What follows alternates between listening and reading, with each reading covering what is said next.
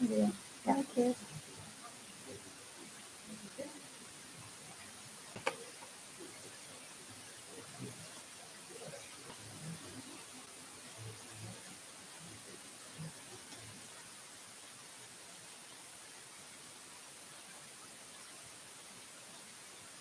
Sorry. Hello, everyone. I am Parul, and I'm a engineer at Red Hat. And with me, I have an intern from Toronto. You will see him later, but right now you just hear his voice. Kai, can you say hi to the audience? Hi, everyone. Yeah. So that is that is the voice. Today we are talking about how we can have sustainability in computing, and we are going to introduce our sustainability computing stacks. We'll talk about a few projects, and we'll see what we can do with that. We'll start with a little background of how the states of computing and sustainability are at the moment, and then we'll be introducing a sustainability stack, and then we'll have some code demo. So to give you a little bit of the background, in 2021, an ACM technology brief estimated that the total global carbon emission of ICT, which is information and communication technology sector, is 1.8 to 3.9, which is like 4% of the global carbon emission. And we think is a lot.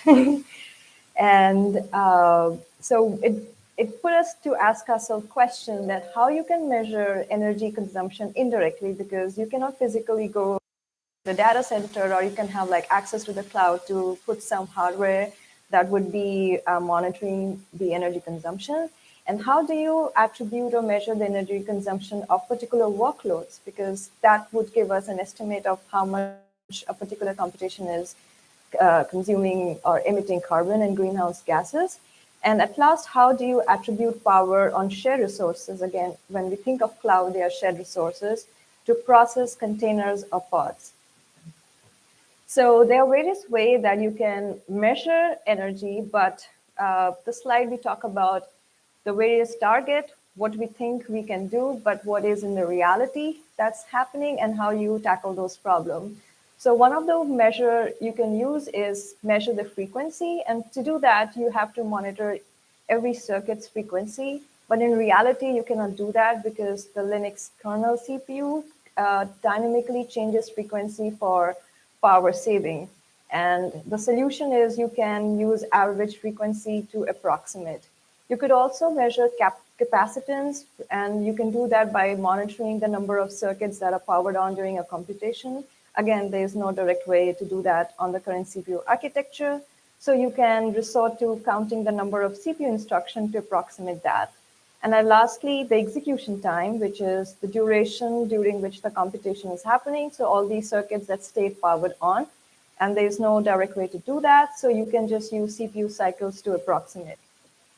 So our methodology is we are trying, and it's based on papers that we have put on that you can just say that whatever is the CPU consumption of a process could be very directly proportional to the total power consumption of that workload. So let's say that you have one pod and that has one container and it is consuming 10% of CPU, then you can say that it has attributed to 10% of CPU power consumption. Similarly, if you have like multiple pods with multiple containers running and each container has also several processes, then you can say that 50% of CPU usage means 50% of power consumption. So methodology uses software counters to measure power consumption of hardware resources, and we have trained machine learning models that approximates what is the power consumption, and we use hardware resource utilization, which could be CPU, GPU, memory, to attribute what is the total power consumption of the process containers or pods.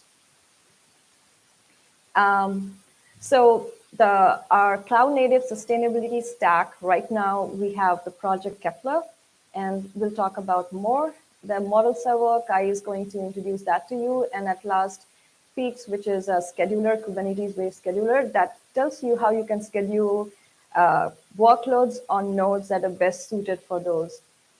So the first project we are talking is Kepler, which is Kubernetes-based efficient power level explorer, very complicated name, but it uses software counters to measure power consumption by the various hardware resources and exports them as Prometheus metrics. And the most interesting thing about Kepler is it will give you per pod energy consumption, which is quite tricky, but you can use that to directly correlate how much carbon emission or greenhouse emission was for a particular workload. Kepler, it gives you per pod energy consumption based on components like I mentioned CPU, GPU, and RAM, and it supports both bare metal as well as cloud. So if you run it like on either of those infrastructure, you can get per pod energy consumption. And it supports cloud native stacks like Prometheus, Grafana, and Exporter Metrics, so you can just easily deploy them on any Kubernetes cluster.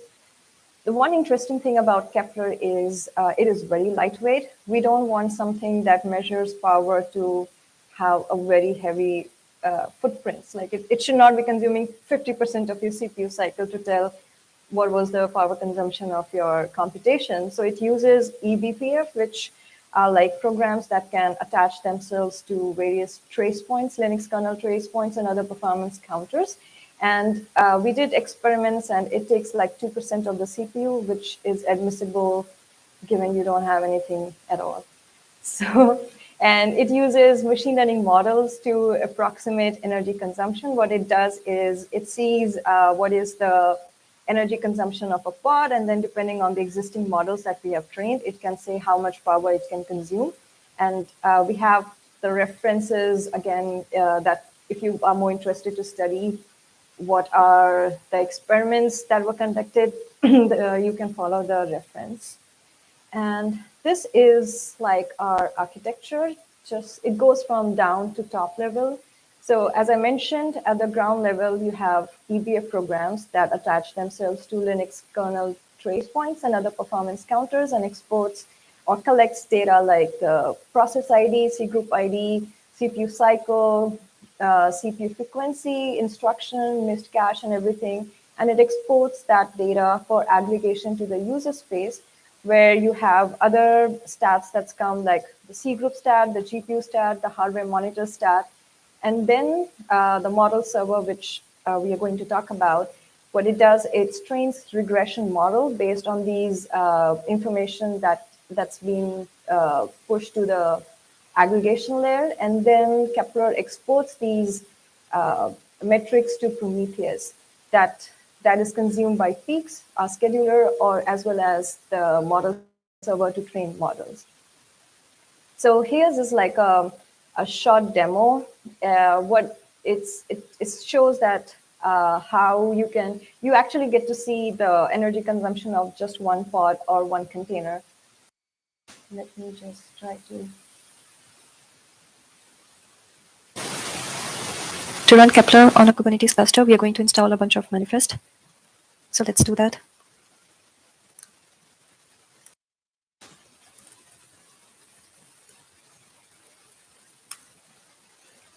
Okay, so now we are going to just see the pods that has been created.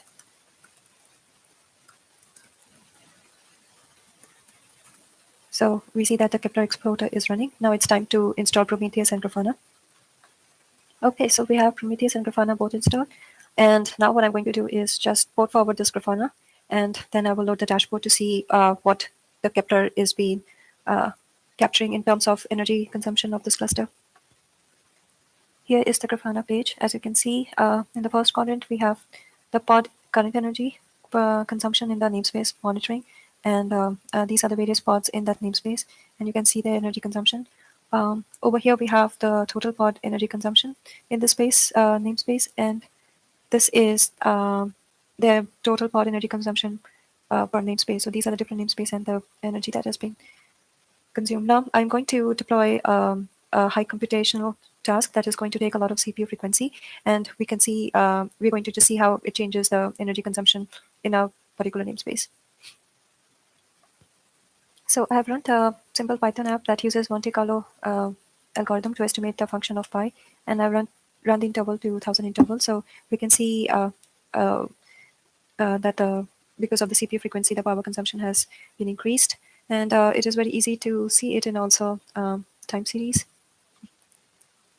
So you can see precisely when there was a spike in the energy consumption and when it flattened out. So this could be beneficial in thinking of when to scale, what is the good time to scale, or also to figure out patterns like at what time of the day there usually spike in power consumption. So that's about it. Thank you so much for watching our demo. To run Kepler on a Kubernetes cluster, we are going to install a bunch of manifest. So let's do that.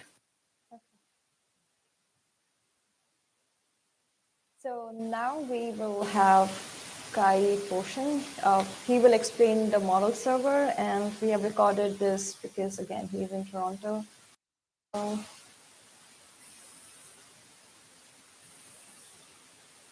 right, so let's start with the model server and how it fits in the Kepler project. So let's begin by talking a bit about the Kepler model server. So one of the core goals of the Kepler project is single pod energy consumption prediction for Kubernetes clusters. This prediction can be done by attributing a relationship between performance counters and energy consumption. This is what the Kepler model server aims to accomplish. The ultimate goal of the Kepler model server is to provide reliable machine learning models that Kepler can then use to accurately predict pod energy consumption and container level energy consumption, given the relevant performance counters. The Kepler model server is currently implemented with TensorFlow Keras and Flask. The main reason why we chose TensorFlow over other options like Scikit is because TensorFlow operates more efficiently when it comes to deep neural networks. So let's talk about the models within the Kepler model server. So currently the Kepler model server implements two linear regression models. One model aims to predict CPU core energy consumption given CPU architecture, current number of CPU cycles, current number of CPU instructions, and current CPU time. The other model aims to predict DRAM energy consumption using CPU architecture, current resident memory, and current number of cache misses. Both models follow a supervised machine learning style, and the main reason why we chose to first implement them with a linear regression model is because it is more simple to set up for experimentation. If the linear regression models are not effective enough or are too simple, in the future we plan to then implement more models, including deep neural networks, to try and achieve better performing models and results. So let's talk about the implementation of the Kepler model server. So now that we have the models, how do we train the models, and how can these models be exported to Kepler to predict pod level energy consumption? As we know, Kepler exports node performance counters and energy metrics from a Kubernetes cluster, and that all comes from the power consumption estimate agents, which are present on each one of the Kubernetes nodes. It exports this data as time series Prometheus metrics. This constant flow of performance counters and corresponding energy metrics for each node at some specific time in the cluster can be used to continuously train and retrain our models. Since pods also provide energy metrics and performance counters, or specifically provides the energy metrics and performance counters, which are the same as the nodes, our models will be able to predict pod energy consumption given pod performance counters. Oh, sorry, let me clarify. Nodes provide the energy metrics and the performance counters, and these performance counters are the same as Kubernetes, are also provided by Kubernetes pods. So then, in theory, the Kepler model server can then use the Kubernetes pods performance counters to then make predictions on energy consumption. So using this strategy, the Kepler model server will periodically scrape the Prometheus time series metrics exposed by the Kepler's power estimate agents, which is then aggregated in the Kepler metrics collector and then exported as Prometheus metrics to the Kepler model server. So the Kepler model server will scrape this and then convert these Prometheus metrics into a sufficiently large TensorFlow dataset. The dataset is then used to train the DRAM energy consumption model and CPU core energy consumption models. Certain metrics like root mean squared error and R squared values will be used to check if the model is acceptable for Kepler to use it. Once the models are trained and deemed acceptable to use by Kepler, they need to be exposed to Kepler. So Kepler can then take advantage of the model and use it to predict pod energy consumption using pod performance counters. There are three ways the models are exposed to Kepler. The first option is through a Flask HTTP endpoint, which exports the desired model as a TensorFlow saved model. The saved model can be downloaded directly by Kepler, and the agents can be directly used for predictions if you call model.predict on the model in Kepler. The second option is through another Flask HTTP endpoint, which instead exports the weights of the desired model to Kepler. Kepler can then use these weights to calculate a prediction given the pod performance counters, which will be provided by Kepler to the model, which will be provided by Kepler. Note that the mean and variance are also provided alongside the weights for all the numerical features. The reason being is that all the numerical features in the models will be normalized. Weights are also provided for each category for all of the categorical features, since they're all categorical features are one-hot encoded. For now, we only have one categorical feature, which is CPU architecture. The third option is also exporting the weights of the desired model to Kepler. However, in this case, it's exposed as Prometheus metrics. So moving on to the code demo. The demo will start with Kepler scraping simple node from a simple Kubernetes cluster. The Kepler model server will then scrape the Prometheus data exported by Kepler, train our models from scratch, and demonstrate how to export the models using Flask routes and with Prometheus.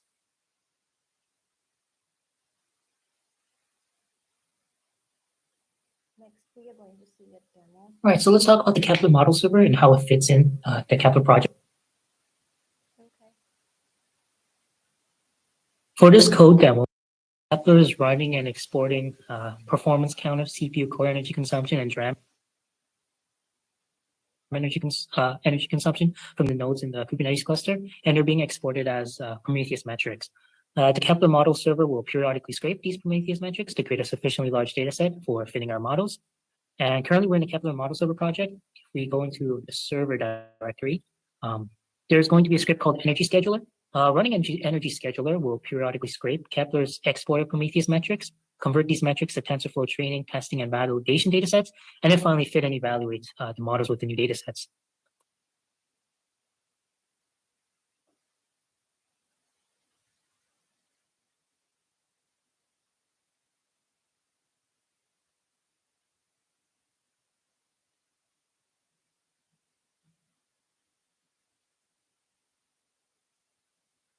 So as you can see, the models are currently being trained. So we'll skip to the moment when the models have finished training. So now that the models have been fitted, the script will sleep for a set amount of time before scraping Kepler's Prometheus metrics again and fitting the models again with more up-to-date data. Note that the test results of the CPU core energy consumption model and DRAM energy consumption model, like the R-squared values and the root mean squared error for testing sets, the testing data sets and validation data sets are not ideal. So if we take a look at first the DRAM energy consumption model, we can see the coefficient of determination and root mean squared error here, as well as the coefficient of determination for most of the validation data sets. If we were to now, we can now also look at the CPU core energy consumption model results. So we can see for the test data set, the coefficient of determination, the root mean squared error, and we can also see the coefficient of determination for the validation data sets for the CPU core energy consumption model. So the main reason why it's not that ideal is primarily because we're training, testing, and validating these models from scratch using insufficient amount of data. So of course, when we deploy the Kepler model server, we'll make sure that the models are pre-trained with a lot more data, a lot more varied data, and under a variety of different conditions and Kubernetes workloads, so we can get a more accurate model.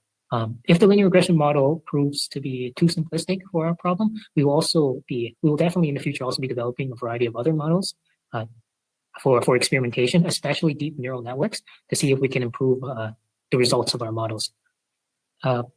The models will also be, when they are deployed, apart from just being pre-trained, the models will also be later continuously trained with real-time data on the Kubernetes clusters they're deployed on to ensure that the models are more up-to-date. So in the background, the Kepler model server will also expose Flask endpoints for exporting the saved trained models back to Kepler for predictions. Currently, the Kepler model server has 3 different ways it exposes the models to back to Kepler. So as we can see here, our Flask application is running. The first way that the Kepler model server exposes its models up to Kepler is by allowing Kepler to directly download the saved model, the TensorFlow saved models. Once it downloads the saved model, it can directly use it to make predictions by calling model.predict. So we can do this by going to the models endpoint and then passing in a query parameter of the model we want. So if we want this core CPU energy consumption model, we pass in core model. If we wanted the DRAM energy consumption model, we pass in DRAM model. But this endpoint will allow Kepler to directly download the desired model. The second way is by exposing the model to Kepler via weights. So returning the weights of the desired model. So we can do this by traversing to the model dash weights endpoint and then passing in our desired model. If we wanted to see core model, we can enter that and we can see all of the weights for the CPU core energy consumption model, including all of the weights for each category in the one hot encoded categorical feature, which is in this case, there's only one, which is CPU architecture. And we also have the weights and mean and variance for all the normalized numerical features. We can do the same for DRAM model here. So the final way that the Kepler model server exposes its models to Kepler is via Prometheus metrics. So, well, specifically, it exports the weights of the desired model as Prometheus metrics. So we, by default, the Prometheus metrics are always exposed at a metrics endpoint. So if we were to type in, if we traverse to the metrics endpoint, we can now we can see all of the weights of all of the models here.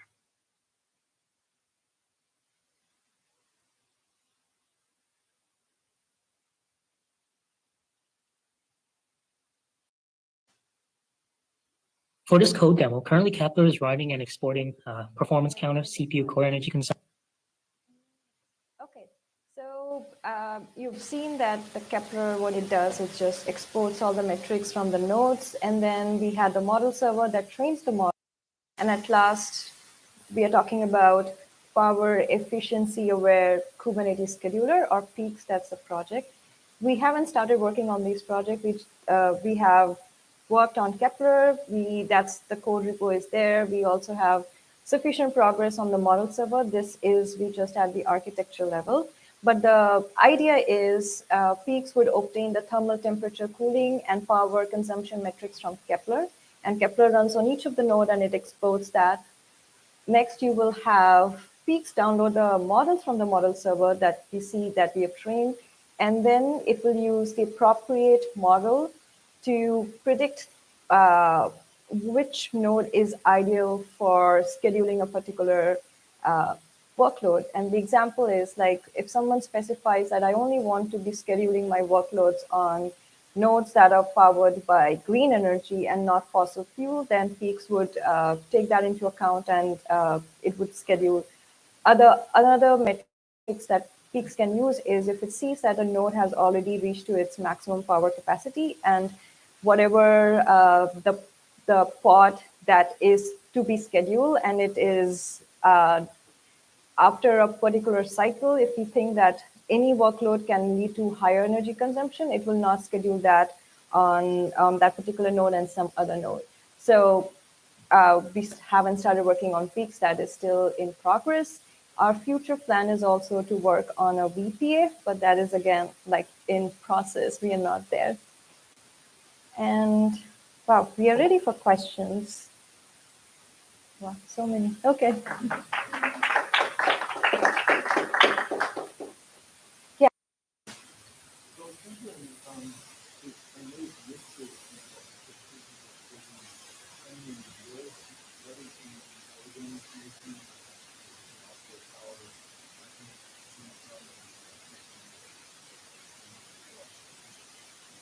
Okay, let me just. Sorry, can you? I didn't quite get the question. Okay, let me just get that question too. Yeah. Oh, here. Okay, so for the where did the labeling data come from? The actual power that you're using for training the model. You meant like the features in the label. In other words, you've got the features, you've got all the data from Kepler, but did that data include actual node power consumption over that time? Yes, it does. And where does that come from? Or So is that we part of had a standard like Kepler? for this experimentation, I think we had an IBM machine from where we were running particular workloads and to capture the data, but they're not very reliable. As you could see, that we have issue with the mean errors. So we don't have the right data, but if we are working with o, o, open cloud. I don't remember climate change for. Yeah, so we are we are expecting to get better data once it is integrated with that. But right now our data set is not very accurate. So two things. I was just curious because there's the RAPL stuff from Intel, which is, just I assume that doesn't give you accurate enough data and you validate So that? if we don't have any model already, estimated model, then we are using RAF. But again, that is not the only way that we are going to do it. Okay. Yeah, So where it's available, we use that. okay. So I think at the MGHPC, we do have per rack and per node measurements if you want to run some experiments there. Right. We are working towards, we're still trying to integrate that. We have pull request with operate first, and we're getting to that stage. Awesome. Yeah. Um, Yeah, please. Go Um, ahead. so I think that this is really cool. I'm really excited you guys are doing this. It's about time people are looking at the energy stuff. I don't know, have you seen the work that Sanjay and Jonathan are doing sort of related to this about controlling things like so it seems like in OpenShift you have a lot of knowledge about demands for things, the SLA that things are supposed to have, etc. And by actually doing batching and controlling DBFS rather than just having Linux use its standard policies, you can achieve the same SLA for dramatically reduced energy use. Yeah. Is that something you've looked at, or like the control side of things? So first, we are working with the OpenShift. Like, it's not like we have started. We are just at the brainstorming process of how we can integrate the existing node optimizer that is there in Kubernetes as well as OpenShift. But the difference between probably us and them is like we are more concentrated on how you can get the workload of per pod and how you can predict, not just optimize. We are not at the level of optimizing. Right now, we don't even know how much is the energy consumption. So like right now, we are just focused on getting the value of how much energy every workload on a node costs. And then probably working with other team to, not probably, actually working with other team to optimize it. Yeah, but we are not there yet. We are very new. We are just a team of 3 people, 1 intern and 2, me and Wamin, and we just started working. I think this is a really exciting Yeah. direction, so it's really Yeah, cool. so I can point you some other folks working related areas that you might be able to collaborate with. Yeah. We are working with also Cloud Native to started a sustainability work group inside Cloud Native and trying to incubate more projects.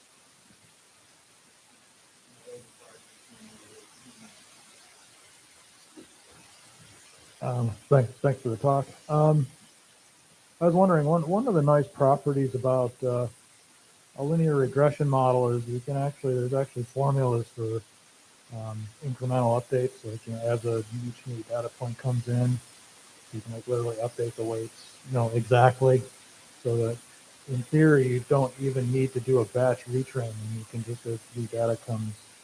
Yeah. Have you explored leveraging that at all as a substitute for batch retraining? Kai, did you get the question? Yeah, no, we started, I think right now we only have one. We set up only one simple linear regression model. So we haven't explored that yet. I mean, we would consider it's, again, we said that we are very new and we just had to come with a POC for DEF CON. So like right now, everything is very simplistic, but that is under the plan. Yep. Okay, We have 2 thanks minutes. for the talk. All right, so I'll just make it quick. So my first question is, you said this is pretty new and everything, but have you tried to picture Kepler as being part of the default OpenShift package? Like we have this cost management, and there is an operator called curator, which actually aligns with cost management as well. So have you thought about actually talking to these people within OpenShift to try to see if we can pitch Kepler to be in the default package. That's my first question, and my second question is in terms of user adaptability. So we have got a lot of startups and companies out there like Datadog and Hexagon, Kubecast, who are actually more concerned about the cost part of Kubernetes, but now they are looking into the sustainability part as well. So have you interacted with community in terms of this, and what is their reception? So I have like 15 seconds to answer your question. Definitely, we are looking for collaborators. We are talking to a lot of team within Red Hat. The first team we started collaborating is with Ceph, and we have like one of our people in the talk. Also, right now we are aggressively looking for community outreach, and that's why we are starting this work group in CNCF. We are presenting it every venue so that we are not just looking for people who are willing to consume our project, but also looking for open source contributors. So definitely that is in our plan. And I exceeded by 20 seconds, sorry. But I would be in the venue, and please feel to reach out to me. I am on green signal, so you can just reach out to me, and we will talk about this. Thank you so much.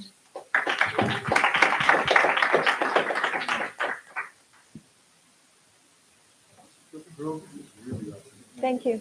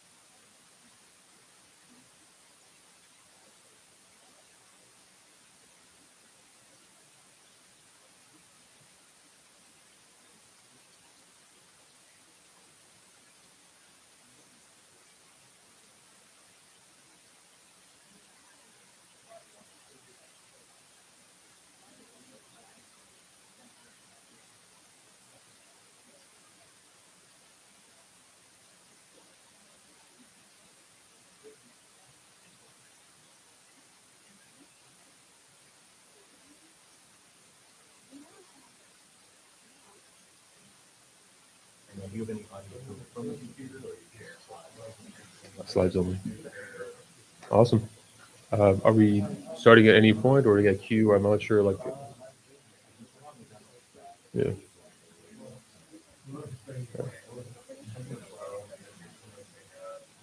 Can't forget that.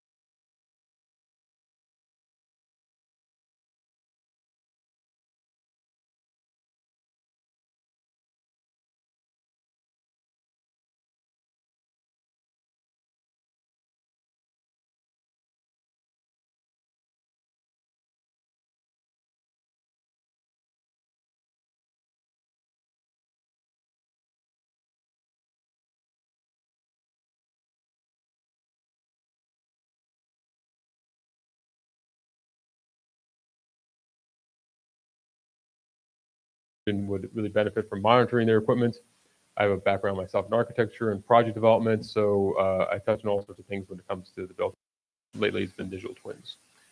So about our talk today, just to give you a sense of what we're talking about, there'll be IoT and digital twins and being able to display them in a visual format, visualization, data, how we can, what kind of data formats are out there. Because if you have all the data out there, that's great, but then how do you actually make people, the average person, whether on a project team, executive, somebody able to see that data in intuitive ways and different ways. And be a global perspective of how digital twins are used on projects as well, and their benefit for project lifestyle. So give you a sense of what's possible out there, get all together in a global scope. So we won't be like diving into the weeds, but we will talk about lots of different things related to this scope of visualization, digital twins, and how that all comes together. And here's just a table of content for you guys to pace us. We're talking about what are digital twins. That's always a fun topic there. What kind of data and standards exist? There's a lot. There's current tech stacks and solutions. Just gonna give you an overview. Operations. Digital twins can be anything from a tiny little machine to cities. Different kinds of data visualization options, and how to plan a project and start a first project, big or small. Cool. So let's talk about a fundamental question. What are digital twins? This is a basic definition I got, is a digital twin is a digital representation of a physical object or system. So you have a physical object and you have a digital representation, and that could be done 100 different ways. The twin is constructed so it can receive input from sensors from a real world counterpart. So it can't just be make-believe. It has to be based on something out there in the world. For example, my Fitbit watch here is reporting my heart rate. The real world counterpart is my heart. So put in that sense. And you can simulate the object, the physical object in real time. So whatever's happening in the world, you can simulate it with your sensors in real time. And it produces outputs that can help you create predictions and simulations of how that physical object will behave. For example, we got this machine arm right here, a robot, and we got the digital representation of that machine arm. So the real world object is that robot, and the digital representation copying everything that machine arm is doing in the real world. It does not have a mind of its own. It is a one-to-one twin of the physical environment. Like in this example here, this guy up in the inset here, he's controlling a machine. It's rotating around, and then the digital twin in this case is just copying whatever the machine is doing. So that person, someone else, anywhere else monitoring this can see what's happening in real time and not be in the room with this guy. And at the same time, you see you getting information monitoring out of this device, so you know what's happening in a lot more detail than just looking at it. These are the kind of things that digital twin is supposed to support. It's supposed to show you what is happening to an object, so you can get a lot of information in real time as it's changing. And the ingredients of digital twin is Internet of Things, some equipment, anything that is hooked up to the internet. The hardware has some kind of connection to the internet. Cloud for all your server needs, and data. Can't get anything out of that if you don't have any data operations. So that's the ingredients to all these things. And the use cases are varied. Manufacturing, just like the robot arm, you can figure out factory automation simulations, see what's happening in your factory, how well it's operating. Vehicles, autonomous vehicles, and sensors to see what the vehicles are doing, where they're going, how efficient they are, their speeds, everything. So moving objects. Healthcare. There's a myriad of devices in healthcare, large and small, from pacemakers to large medical equipment that can be used for monitoring the human body. That's a digital twin. And even entire structures, buildings, and cities to monitor the energy use, the movement of people in and out of the building, or even things like stress. They've been using digital twins to figure out the stress of a bridge because you have monitoring devices normally. So digital twins can be used for 100 different things. It's just what is the real world object, and how do you then put that into a digital environment? That is the point of getting a digital twin. And you might think this is fun and all, but what is it in for the average person that would be interested? Well, there's a lot of benefits out of digital twins. This is one of the reasons people are investing in it. It's a real-time look at what's happening to the physical assets, so you don't have to guess. It gives you a lot of information for anybody to view, as long as they have a portal to view it in. And you can get things like history of what happens in that object, metrics, information, so that you can use that for analysis or reporting or anything, and not, again, have to guess. You don't have to have any paper or binders. This is still a real world issue for many, many different industries where they have to use hard copies of everything for logs and records. And if you don't have Gus going down to the boiler room to check on the equipment, or he has the records of what was going on in the boiler room for the last 3 years, you have no idea what's going on with your boiler room or any other equipment or HVAC or anything. So you would have things digitally stored, which is still a big benefit, and attached to an object. And you can scale the operation. The digital twin can be easily scaled because as long as the infrastructure there, it just grows. And if you can use it for analysis, you can actually predict outcomes from historical data, like maintenance logs or health history or passive vehicles. It's anything you want to study and predict. So it has a lot of benefits if you're owning this equipment of any kind or wanting to make sure you have better outcomes. And when you talk about power, what it can do, there's a lot of outputs, there's a lot of things it can do when you talk about power.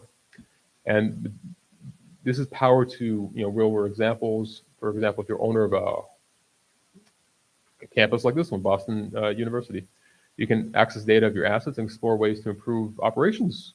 Maybe things can be more improved for the HVAC, or you can improve things when it comes to maintenance logs, return on investment, make sure you have better tracking on your equipment and hardware.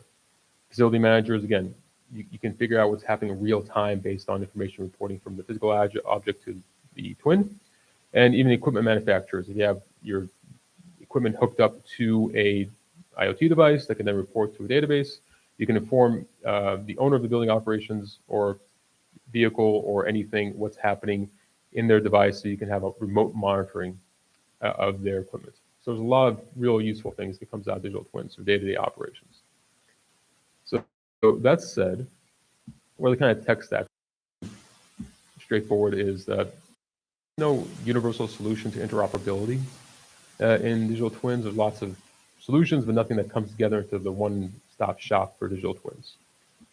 Yeah, basically you have lots of different hardware devices that either connect directly to a device or the portal. You can have anything from phones to home IoT to equipment to camera monitors, you name it. They have to go through a network gateway, like a Wi-Fi portal, RFD, and then through middleware like cloud servers. And then finally you get to an application. So, and these are two-way streams going back and forth. So there's a lot of content here to manage, and digital twins themselves tend to be an exercise in managing complexity. So, and at any point, you may have no interest in the hardware portion, you may have a lot of interest in the middleware portion, edge computing, you may have no interest in any of that, you may be kind of person studying the application use. So there's literally multiple points here where you could get involved in the digital twin infrastructure and applications. And here's just a kind of a map of the solution providers at every different scale, from manufacturing to urban design to the equipment themselves to large scale surveys and 3D engines, you name it. These are all components in a digital twin environment. So you wouldn't be able just to spin up some software at this point. I think there might get to a point where that's possible. But right now you have lots of different sources and endpoints, and you have to basically put it together. And it goes even further if you have something like data science.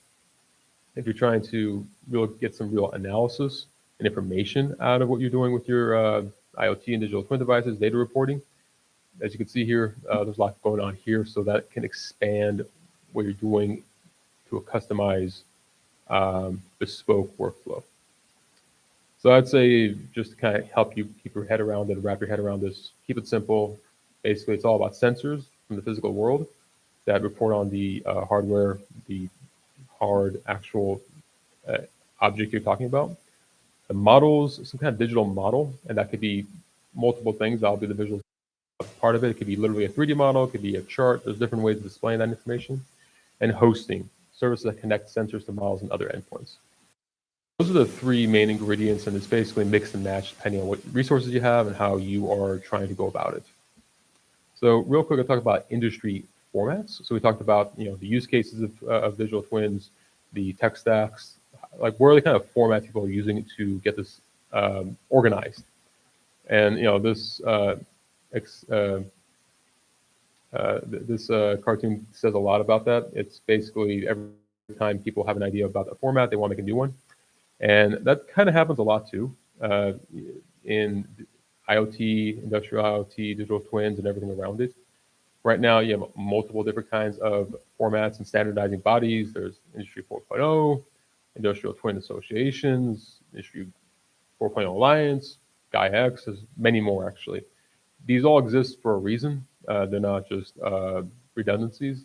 They address specific industry use cases, but they're starting to coalesce over time into more, let's call it generalized concepts that everybody can agree on. And that has started to become the Digital Twin Consortium.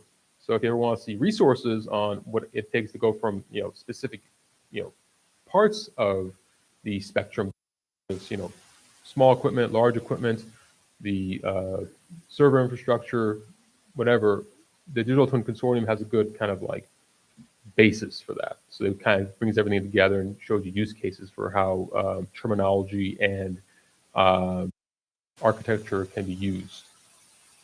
For example, just what does computational representation look like? Very simple here. You have an input, the reference data goes to an algorithm, you have an output.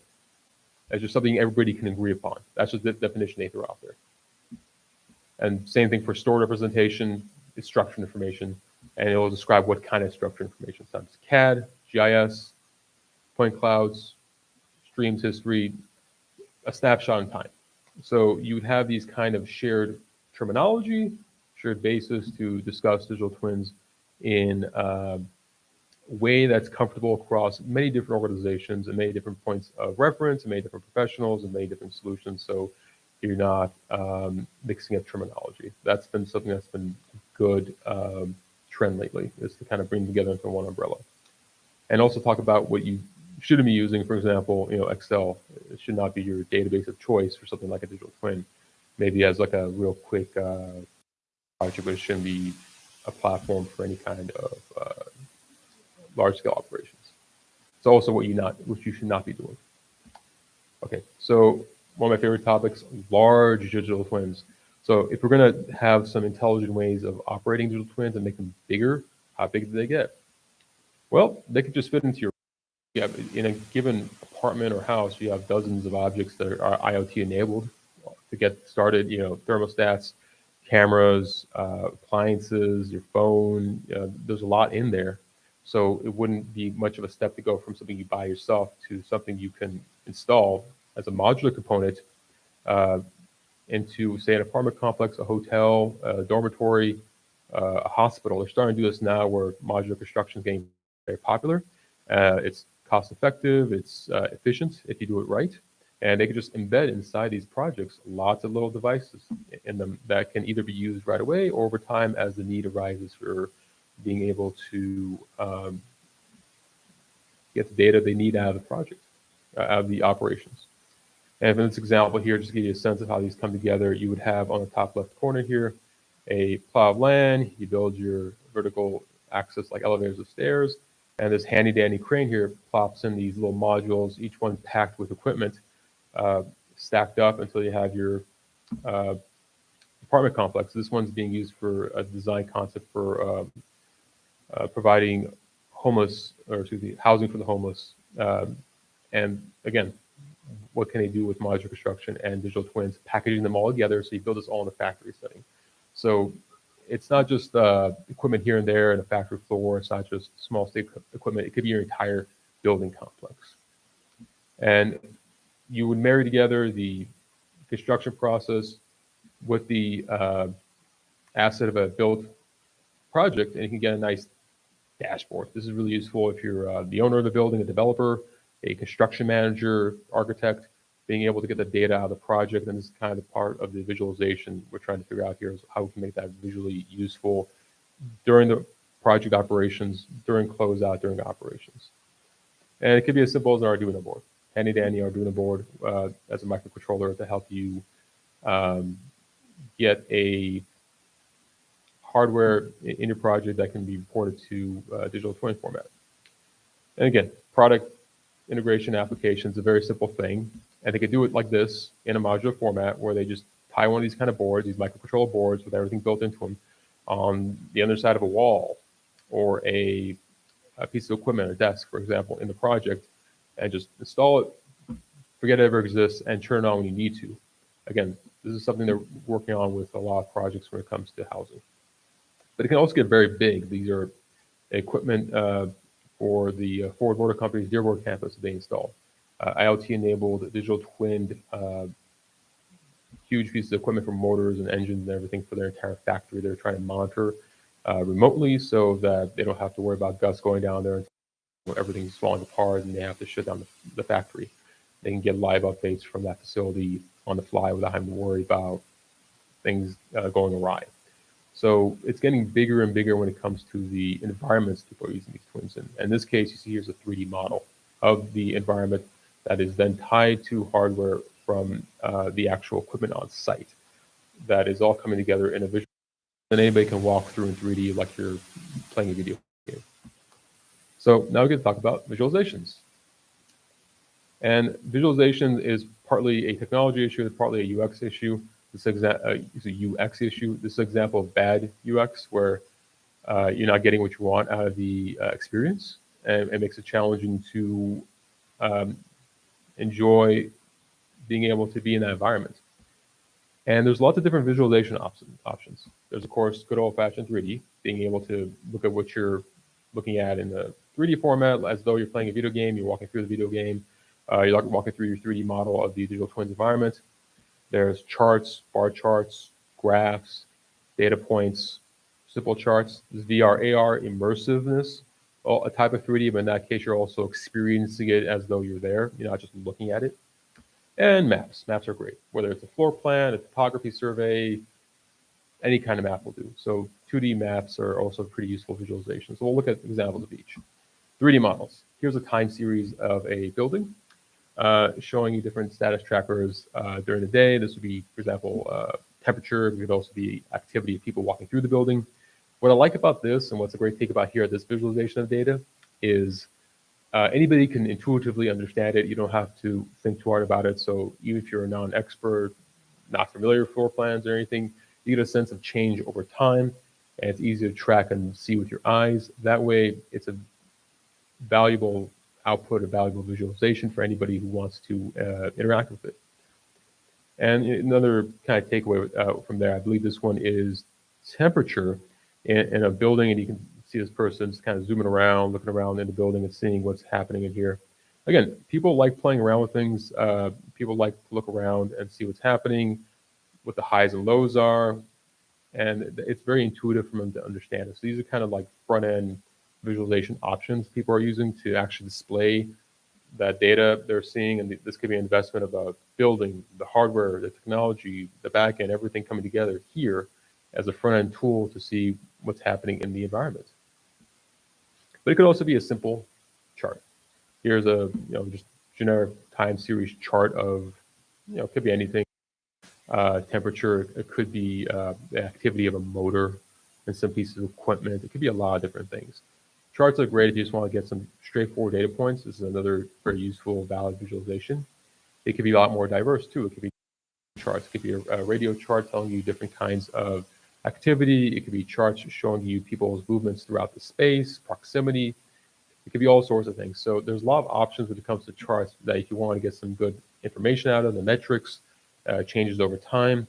Charts can tell a story very quickly without having to have too much concern about 3D environment or any of that stuff if you don't think that's valuable. A lot of engineers do feel like this kind of information at their fingertips is very useful. I work on projects where we have large, heavy equipment being moved around and it's being done around the world. So people want to get a sense of what's happening in real time on their projects. So again, these kind of charts where it just tells you very quickly digital twin result of physical real world object, sensors reporting the data of a active object, and you can remotely check the status. It could be anywhere in the world. This is very useful just at a glance. So these kind of charts, depending on what you're trying to check, it could be just a simple time series, a radio chart. It could be a cumulative chart of things adding over time. It could be a lot of things. It could also be a VR setting. For example, in this case, they're showing a use case of using VR to train somebody how to use some equipment. So that if you're trying to train a lot of people in a short amount of time, and the equipment could be far away from them, this is a great way to get them oriented to some actual hardware the keystrokes, the buttons, the actual environment they're going to work with without having to be there themselves for one reason or another. Whatever, your flight got canceled, or you have conflicts and you can't attend, but you can still get a lot out of just being able to use a VR scenario of a digital twin that actually corresponds to physical equipment on the site. And again, maps. People love maps. People love floor maps. This one's just showing you temperature of an office. Easy way for anybody to study the environment of an office, classroom, any setting whatsoever. A house can do the same thing.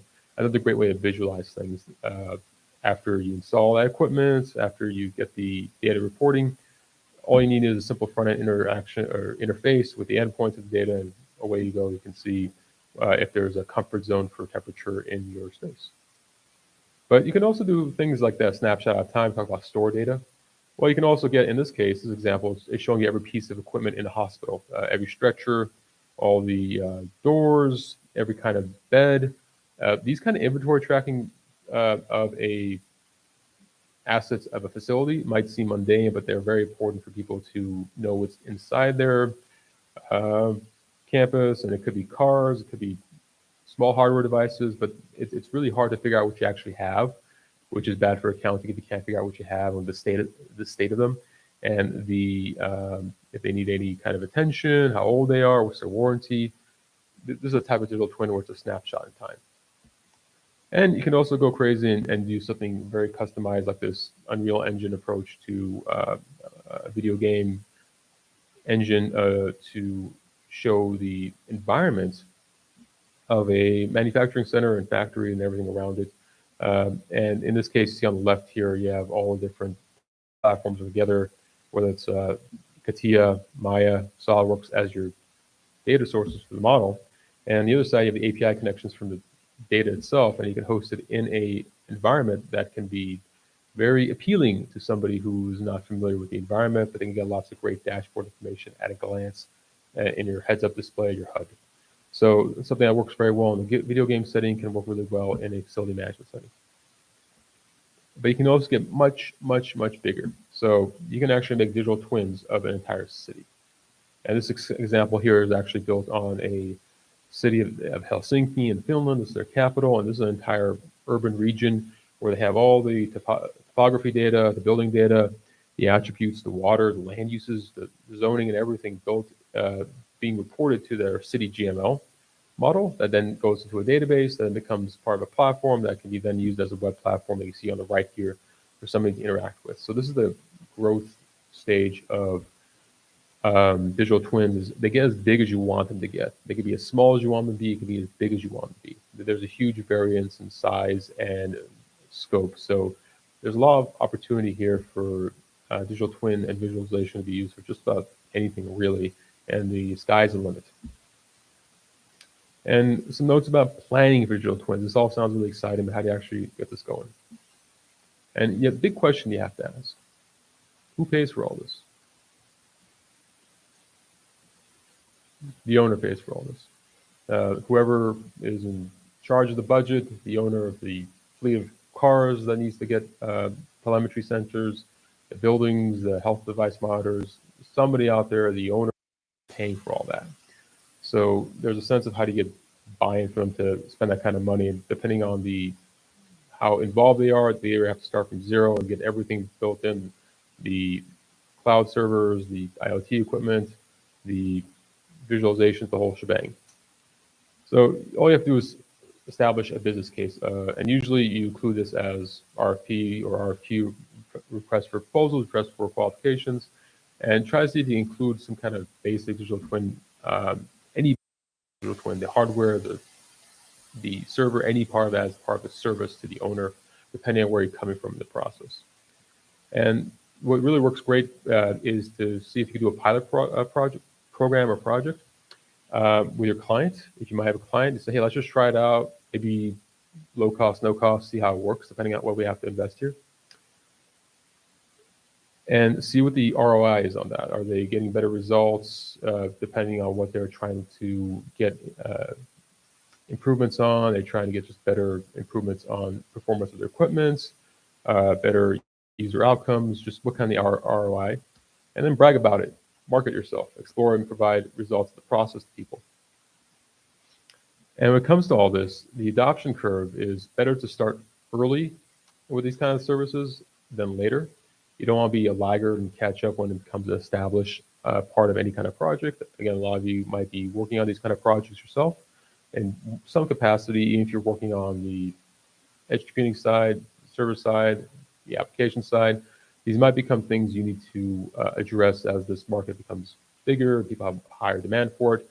5 years ago, nobody cared about digital twins in my world, and then very quickly, in like a year or two after that, people really wanted to get some kind of basis of digital twins going for, at least having some kind of starting point. And now we're investing heavily in my current company in getting some real quality infrastructure in IoT servers, edge computing, and eventually a qualified digital twin model that we can use for our operations. So we'd rather be on the leading edge of that and have a competitive advantage than to wait until somebody tells us to do and might be falling behind. So to bring it all together, there is no single software solution. You have to kind of find your own way and navigate that environment. There's lots of suites and packages that can provide you that kind of data and visualization, but you have to figure out that you want to use your content for as a digital twin. And just some I've been using around lately. Azure has a whole digital twins and IoT platform. Pretty good. It has pretty much everything covered for you. The IoT Edge, the IoT Hub, SQL databases, Databricks, visualization, Power BI, and much more for presentation. So it comes with pretty much everything there. They call this Cosmos an IoT or Cosmos DB. Check it out if you're interested in that. This is Twin Maker by AWS. Just like everything else, AWS has a package for IoT and a package for twins. And this is an example of 3D environment being hosted in the cloud directly from AWS. A series of activity monitoring on the upper left here, a close-up of the 3D environment, and then time series of what's happening in that environment, all built into one platform. But you do have to provide the pieces separately, the 3D model separately, the equipment separately. So it's still a package you have to create, but it's easier now than it used to be. And this is something from Autodesk called Tandem, which does a really excellent job of showing the front-end 3D environment with low latency, and gives you also the charts and bars and graphs and time series. You can walk around in a 3D. You can use it as VR environment. You can use a floor plan. So really great for visualization, but you do need to have a backend like AWS or Azure or something like that to feed into it. It won't be able to do that itself, if I'm getting that right. So lots of great stuff out there. I highly recommend you try those out if you're just curious, you just want to take a spin around it. And when it comes to the lifecycle planning, always start with assessing your current circumstances and what you got. Plan ahead, document, train people, train yourself if needed. CDE, common data environment. Are you a Zero shop? Are you a IBM shop? Are you an AWS shop? What is your common data environment for all this? Pick your cloud host, analyze the data as you get it in, study the trends over time. That's where the value comes in, being able to understand trends, updates, and repeat forever. Because it never really ends. The cycle just keeps repeating. I'm sure you all experience a cycle like this in your own day-to-day work. It never really ends. Digital twins is an evolving process in and of itself. So I highly recommend having some kind of cyclical, continuous improvement. And just to get started, if you guys want some inspirational tips to get started, there's 4 easy steps to get started. This is my kind of launching pad for you guys. And whenever I want to kind of revisit these myself. Know what you want. It doesn't have to be anything complicated. Just what kind of things do you care about? Are you caring about the server side, the edge side, the equipment side? What is it that you care about? Pick something. Figure out where the opportunities are. That means what's a target you can achieve in that environment? Can you make things run faster? Can you get better data? Can you make better visualization? What kind of targets can you possibly achieve? Plan it out. Figure out what you need to do to get from point A to B to C to get through your process, and maybe some critical paths you need to bridge along the way, and adjust as you go along. Because trust me, I've been in these situations, and it's very easy to get lost in the nebulous world of putting a digital twin together, because it's not always just one person or a team. It could be, and this is what happens, it'll be whoever's in. I'm a program manager of a project, so I'm trying to bring it all together. with a project manager who's in charge of a team, along with perhaps an executive who wants to get some kind of result out of this, along with engineers who are packaging these things all together, along with vendors who are trying to give you the right services and the right package for you. So there's a lot of different things happening, a lot of different people you got to talk to. So you just have to be able to adjust as you go to make sure you're meeting your opportunities and your plan is being met. And also figure out what you want to achieve. Are you trying to get better performance? Are you trying to get better user feedback? Is that your way of getting information back from people? Are you trying to automate things better and smooth out your operations and just speed things up? What is it you're trying to achieve? I'll also target that. And just a couple of notes. Bring it together a project, create the connections to the physical environment. That's important. If you don't have that, you do not have an IoT digital twin. Get live updates from the equipment. Have a place to store the data, of course. Analyze it for breakdown, trends, notifications, so forth. Update your equipment and digital twin assets along the way. Always try to get the latest updates, firmware, software, anything. Repeat forever, just like the real world.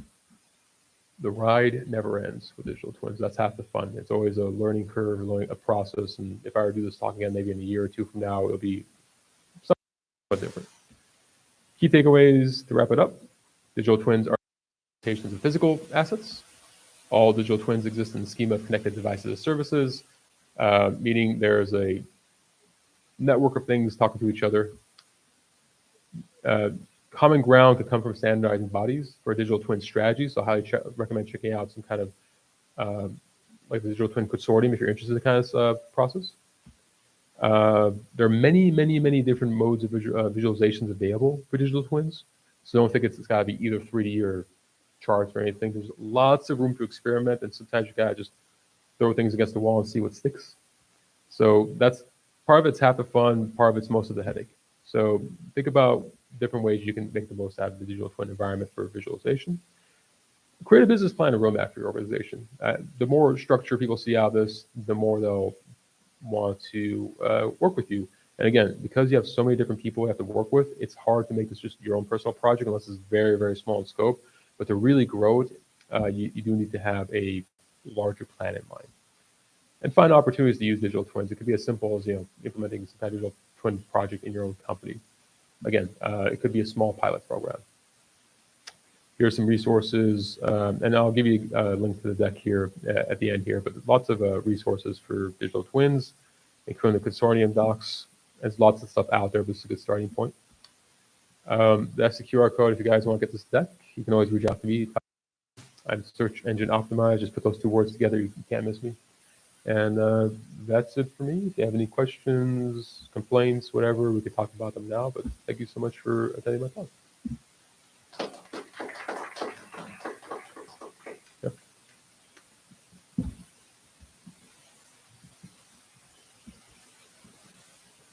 Thanks for the talk. So I'm watching this, trying to figure out what a digital twin is, and I guess the theme I kept seeing here is it's basically when you're combining telemetry with a spatial model. Because otherwise, I guess, let me put it this way. How would you draw the line between a digital twin and just good old-fashioned dashboarding? Is there like a distinction you would draw there? I would say the difference is just real-time data is the big difference, monitoring.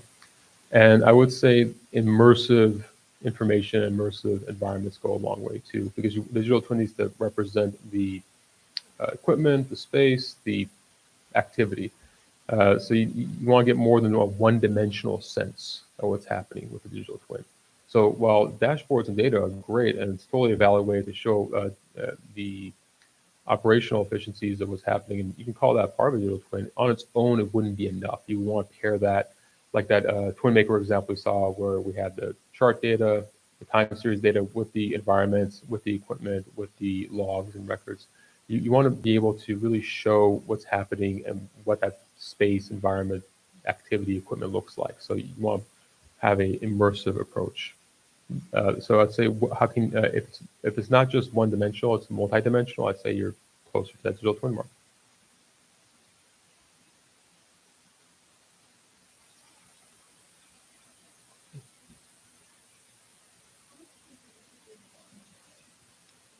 Hmm.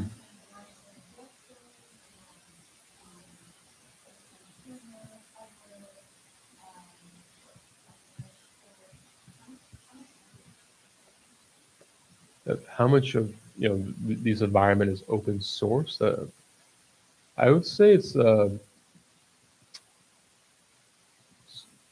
on the definition of open source, but I would say more than a little bit for that way. But in my experience, that as far as what works, it tends not to be very open source. It tends to be very not guarded but proprietary. So you can definitely do some projects. I don't have it here actually, but with Arduino boards, I believe the project is called Open Remote. That Open Remote works with a lot of different microcontrollers, like Arduino or Raspberry Pi, to be able to help you report information from the equipment of a microcontroller to a dashboard. So there's smaller scale things that are open source. That city model we saw from Helsinki, a lot of that's open source. But when it comes to if you're using hardware from Siemens or GE or Zero AWS, a lot of that tends to not be very open source or open source friendly or open source extensively. So I'd say if you're talking about like a real hard, and a lot of this is tied back to the hard equipment, it tends to be very tethered to the whoever you buy it from. So you buy equipment from Siemens, a lot of the stuff comes from Siemens, and there's not much open source out of there. I think it's changing though, because no one can solve the entire puzzle of a digital twin, either on the front end, back end, or middleware. So I think over time there'll be more open source friendly. Now people see this as being a really beneficial use case for monitoring and getting ROI. But right now, I'd say it's not particularly open source for the larger, more industrial, commercial operations. But there's definitely open source solutions out there for perhaps smaller scale projects or less intense operations where you're not trying to get as much data. Some of these digital twins will report data 1,000 times a second to get really high frequency, high accuracy data, but others would be like blink every 1 second to get some updates. So if you're talking about low latency, low commercial expenditure projects, lots of open source, but as you get higher and higher into the commercial scale, like a lot of the examples we saw, they tend to be less open source. That's the kind of sliding scale there, but it's starting to get better, put it that way. Yeah. Another question? Sure. So you mentioned Helsinki. I wonder, so two questions here. First about the data that the city collects. Is the data open? And then how much concerns about privacy are involved? Good question, actually, because I'll put it this way. I'll rephrase the privacy as security, and a lot of people are concerned about security. Projects I'm working on, there can only ever be a one-way reporting schema from the equipment to whoever is looking at the digital twin visualization. So to avoid hacking, otherwise you have really large equipment that could potentially hurt somebody if they're walking around it, and that could be vehicles, that can be machines. So security / privacy taken very seriously in that world. So there's a lot of concern about that, especially when it comes to stuff you spend money on and stuff that involves safety. Usually that's much more intense, and again, it's all based on real world considerations. And when it comes to Helsinki, I believe, I can't think off the top of my head if they're open or they have data freely available, but I believe that architecture, I believe that is an open source project. I don't want to speak too soon, but I believe that their architecture and a lot of the resources in that one is open source, but I don't know if they publish the data outside of like a report package. They had this concern, something very similar with Google's Sidewalk Labs in Toronto. You guys might have heard about that one a couple of years ago. They were trying to do something similar, but more on Google's platforms, and basically track where people are going in a city, in a region, in a district of the city. And there was a lot of concerns about that. So I think that's an evolving environment with who's seeing the information, who's accessing it. So, and related to that, my friend, he works in a utility for gas pipelines, and they're hyper sensitive about privacy. They don't want that privacy data about household information to leak. So the privacy side is very much, I would say, typically protected, as is with whatever industry you're going with. So it's usually that kind of information is protected, and there's already protocols to guard it. And I think people are trying to find ways to, on the one hand, make the information on large scale usable, but on the other hand, protect people's privacy. But I would say it's taken very seriously, both on just the security front, the privacy front, but the actual architecture of like the solution tends to be freely available. The data is guarded. That's the best way I can answer that question.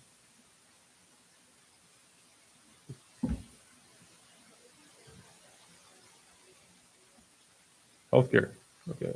Well, I actually don't have a good one here, but I was going to go to that slide earlier, but that's just more of an icon. Yeah, I'd say healthcare, that there's it's almost like whatever equipment you have, and it could be from, again, Fitbits or Apple Watches, that gets reported to a dashboard.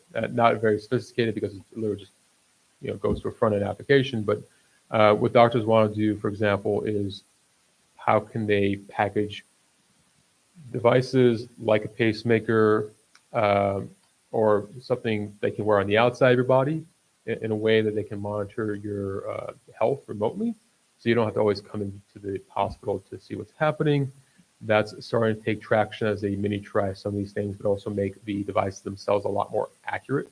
So the data they get is actually reliable. And I've seen things kind of emerging of trying to actually map your body in 3D, including your internal anatomy as it relates to whatever they're trying to track, so that they have a digital twin of you, and being able to track that with some equipment, again, one on the outside, could be inside of you, or could be something that is monitored while you're in the hospital. So it's starting to become more relevant than ever, and more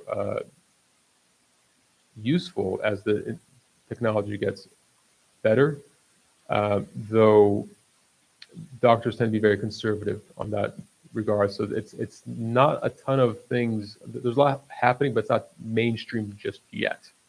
And it would be very useful, for example, if somebody's disabled, they can't move around too much, you can monitor them remotely. Those kind of applications would be the early kind of points of where you want to use them. So once that becomes kind of established, and over time it become more and more normalized to the point where the average person might be scanned themselves and get a digital twin of themselves and get data. But we're some years away from that before it becomes healthcare so that way. But it's definitely on the horizon. Any other questions? Oh, sure. Go ahead. Can you tell about an insight or that they have from the Helsinki project? Insight on the Helsinki project? Yeah, like what did they find out? Like interesting results that they had. I am not working on that project myself, but I was going back to this one here. Let's see, let's scroll through it real quick.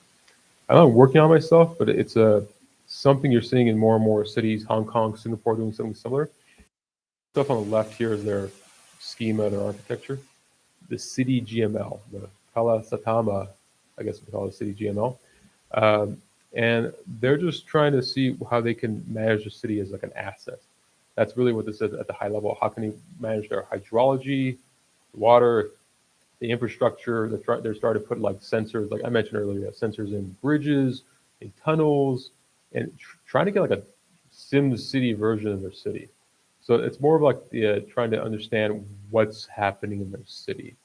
I'm not sure if they got an actual insight of it yet, but this is something they're working on to get better information on the inner workings of the urban environment and get better, more fine-grained analysis of that. So they're not, on the one hand, throwing away money on something that's not working on an urban scale, infrastructure scale. On the other hand, maybe they're finding areas that can correspond better with people's needs and the city's needs.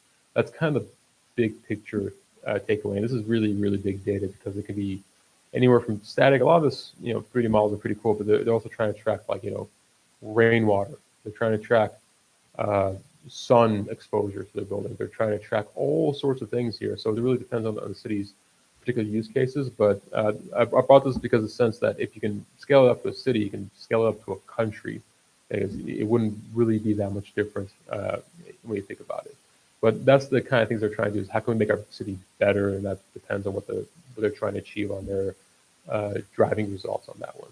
But I would say check this one out if you want to see more. And the architecture here is actually, it should be, I would say, should be, most of that's freely available. I won't speak too soon, but there's a couple of examples out there. Any other questions? No? Thank you all so much. If you have any questions more, again, you can check out the QR code, hit me up, whatever. And I'll be around today as well. I have another talk in the afternoon, so you can't miss me. So thank you so much. I'll let you guys get lunch right now. So, yeah. Yay.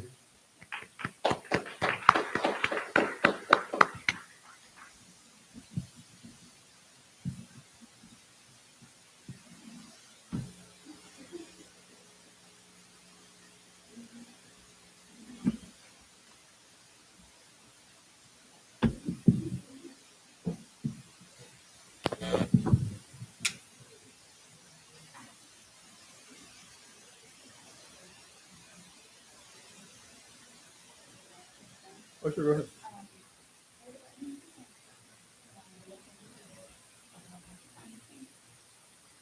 And digital, that's a good one, actually. I think,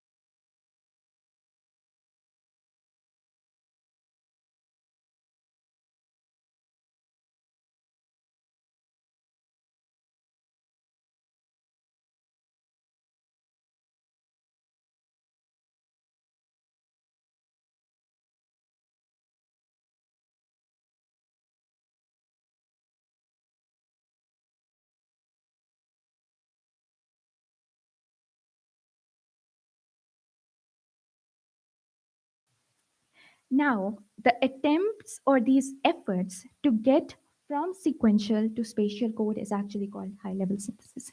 And here we'll look deeper at how high-level synthesis actually works.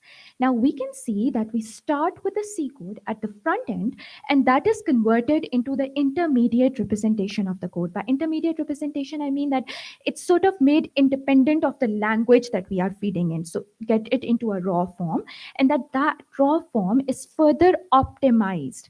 By optimization, I mean that developers can have different goals: to reduce area or resource utilization, or to increase the latency, or to increase parallelism, or to reduce power, energy, etc.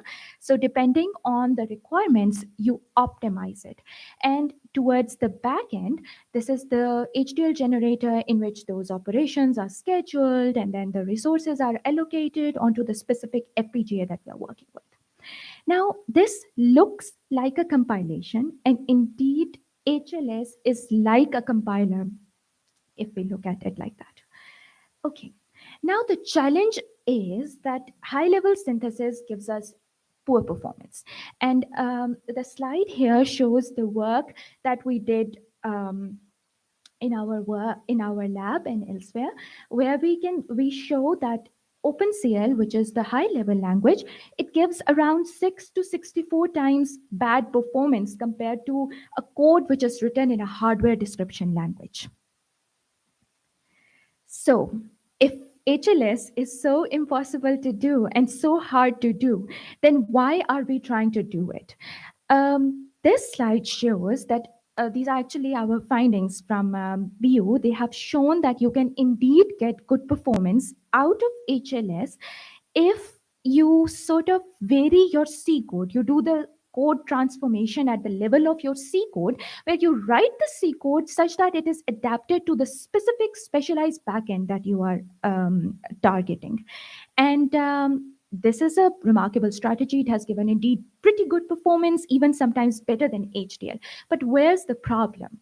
The problem here is that, again, this is very specific, and we are talking about portability here. So we want an approach that can be translated across compilers, across applications, a robust way of doing this problem, solving this problem.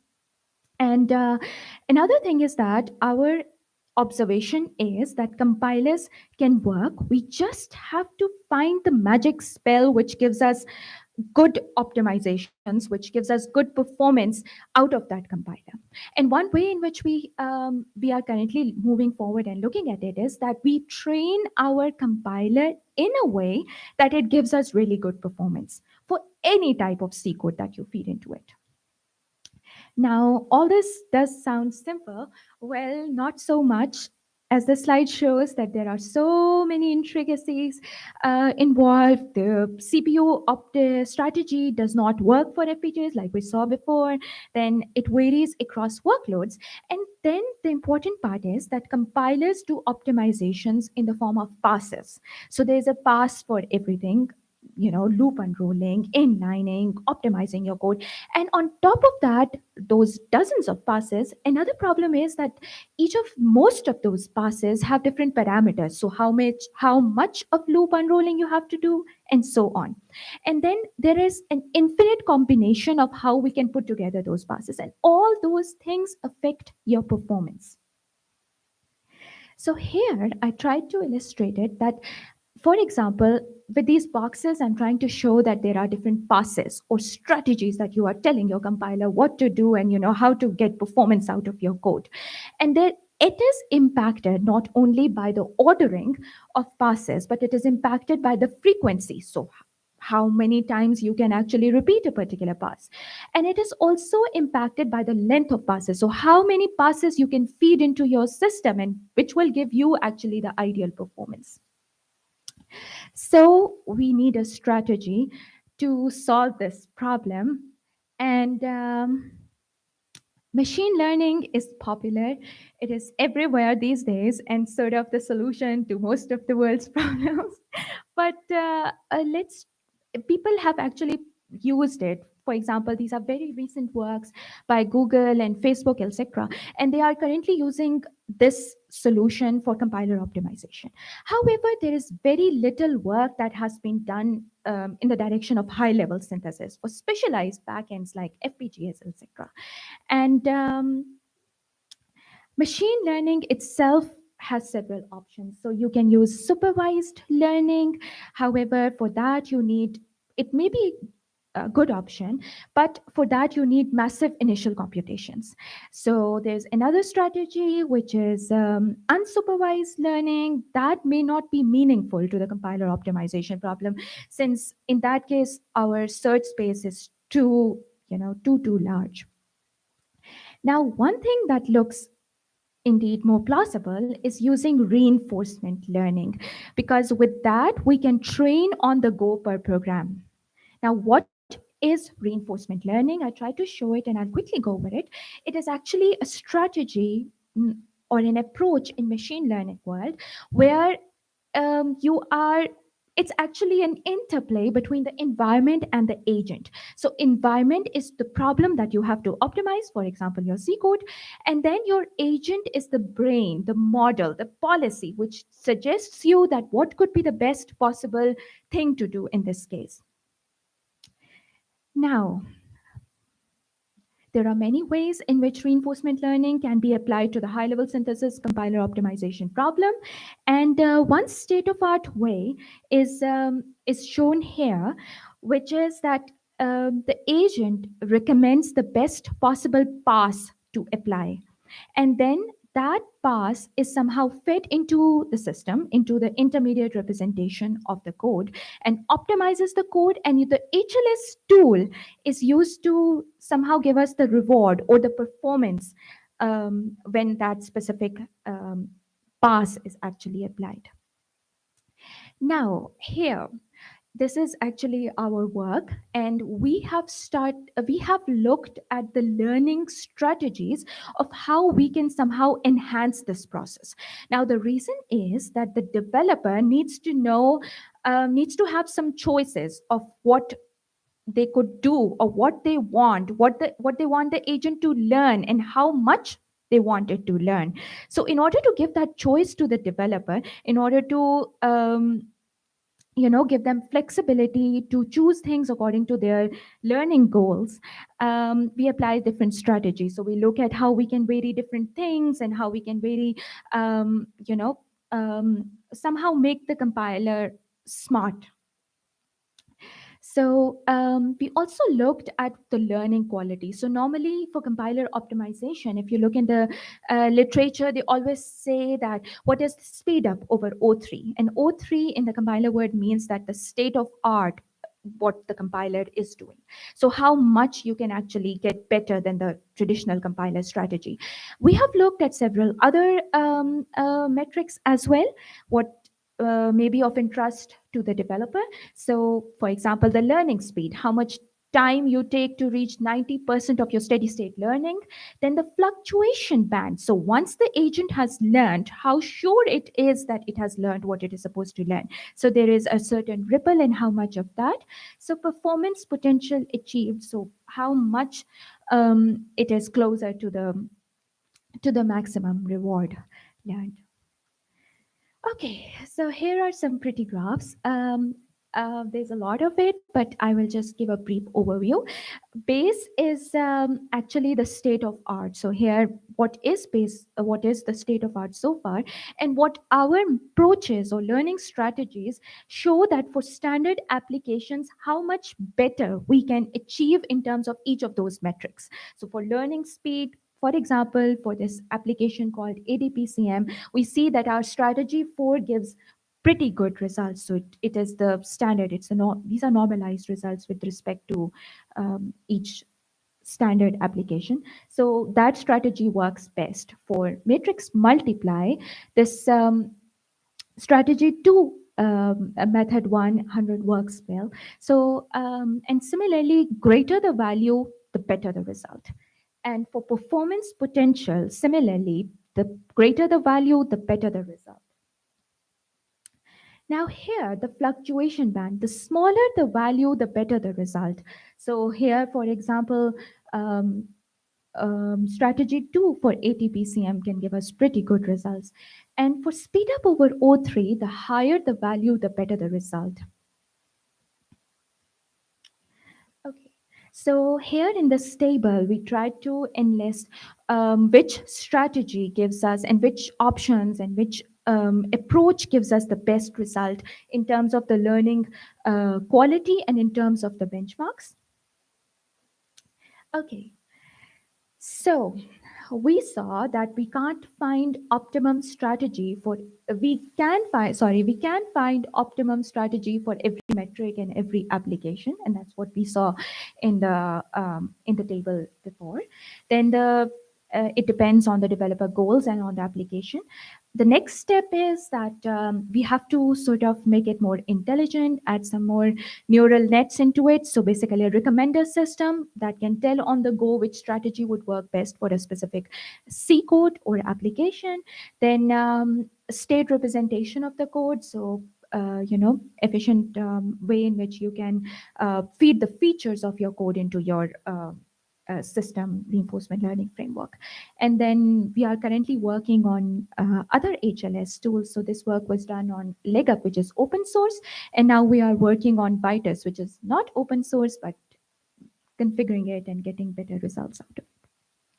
Okay, now the last things to look at before we wrap up is that currently in parallel, we are also working with GCC. So we saw previously the results for LLVM, and now briefly I will discuss. My colleague Robert is doing some brilliant work in it, and it's not so easy because for GCC we have certain limitations. Pass ordering is typically harder because certain passes must come before certain passes, otherwise you will get errors, and each pass must be under its designated parent node. So pass ordering, and he's been able to accomplish that. Then he's been able to look at the GCC front end and GCC middle end, and towards the back end, he's currently using Panda Bamboo, which is another open source HLS tool, and he's setting up the system in which you can do machine learning and then the same strategies to optimize the overall system. Thank you. That's the end of my talk today. Thank you so much, everyone.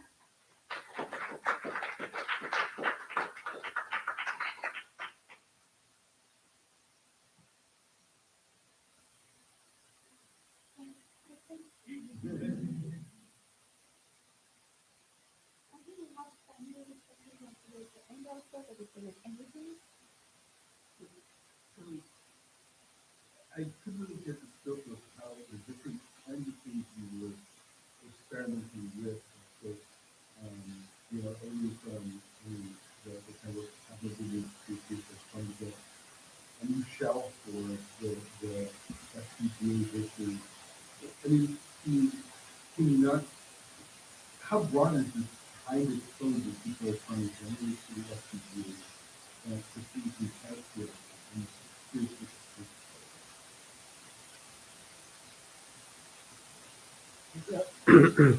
So the question was regarding the scope of the code. So what we're trying to enable is people to specify their applications, not the infrastructure that's going to run under those applications, which is what DISO and hardware operating system do, which will be the next talk after this one. So this one is just you want to implement a workload, maybe some filtering application, maybe you want to offload Kubernetes, you want to offload part of that. So that's what I'm trying to understand. What's the scope of the kinds of applications you want to offload to them? Is it application core? Is it, like with the network stuff, is it the streaming, the operations you do on the packets that go by? Those are in-field application developers who want to test them. But do you see this work as being applicable to all of them? Yeah, absolutely. So because as long as you can specify, actually, Okay. Okay, so far we've been testing with standard high-level synthesis applications like the one I showed, standard benchmark, CHstone, we're looking at Rodinia, etc.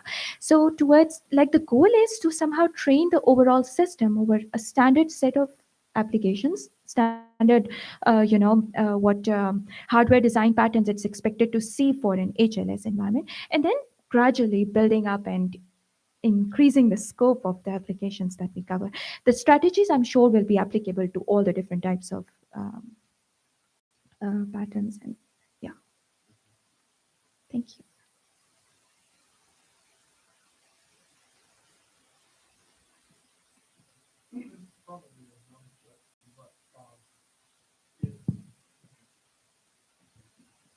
If LLVM seems substantially more flexible, I mean, given that you don't have to, you can order the passes any way you want. Why bother with GCC in that case? Because GCC is mainstream, and another reason is that you want to look at things that others have not done, and explore new things. And the work that Robert currently is doing, hardly anybody has ever done that. And with the Red Hat expertise, great people working on this, so we are honored to work alongside them and to explore this area further.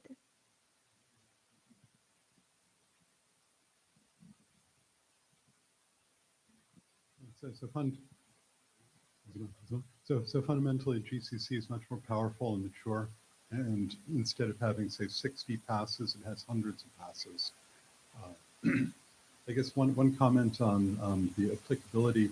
And one thing that no system can do is take an application that's mismatched to the technology and make it better. But that's pretty much the only constraint. We hope. We hope.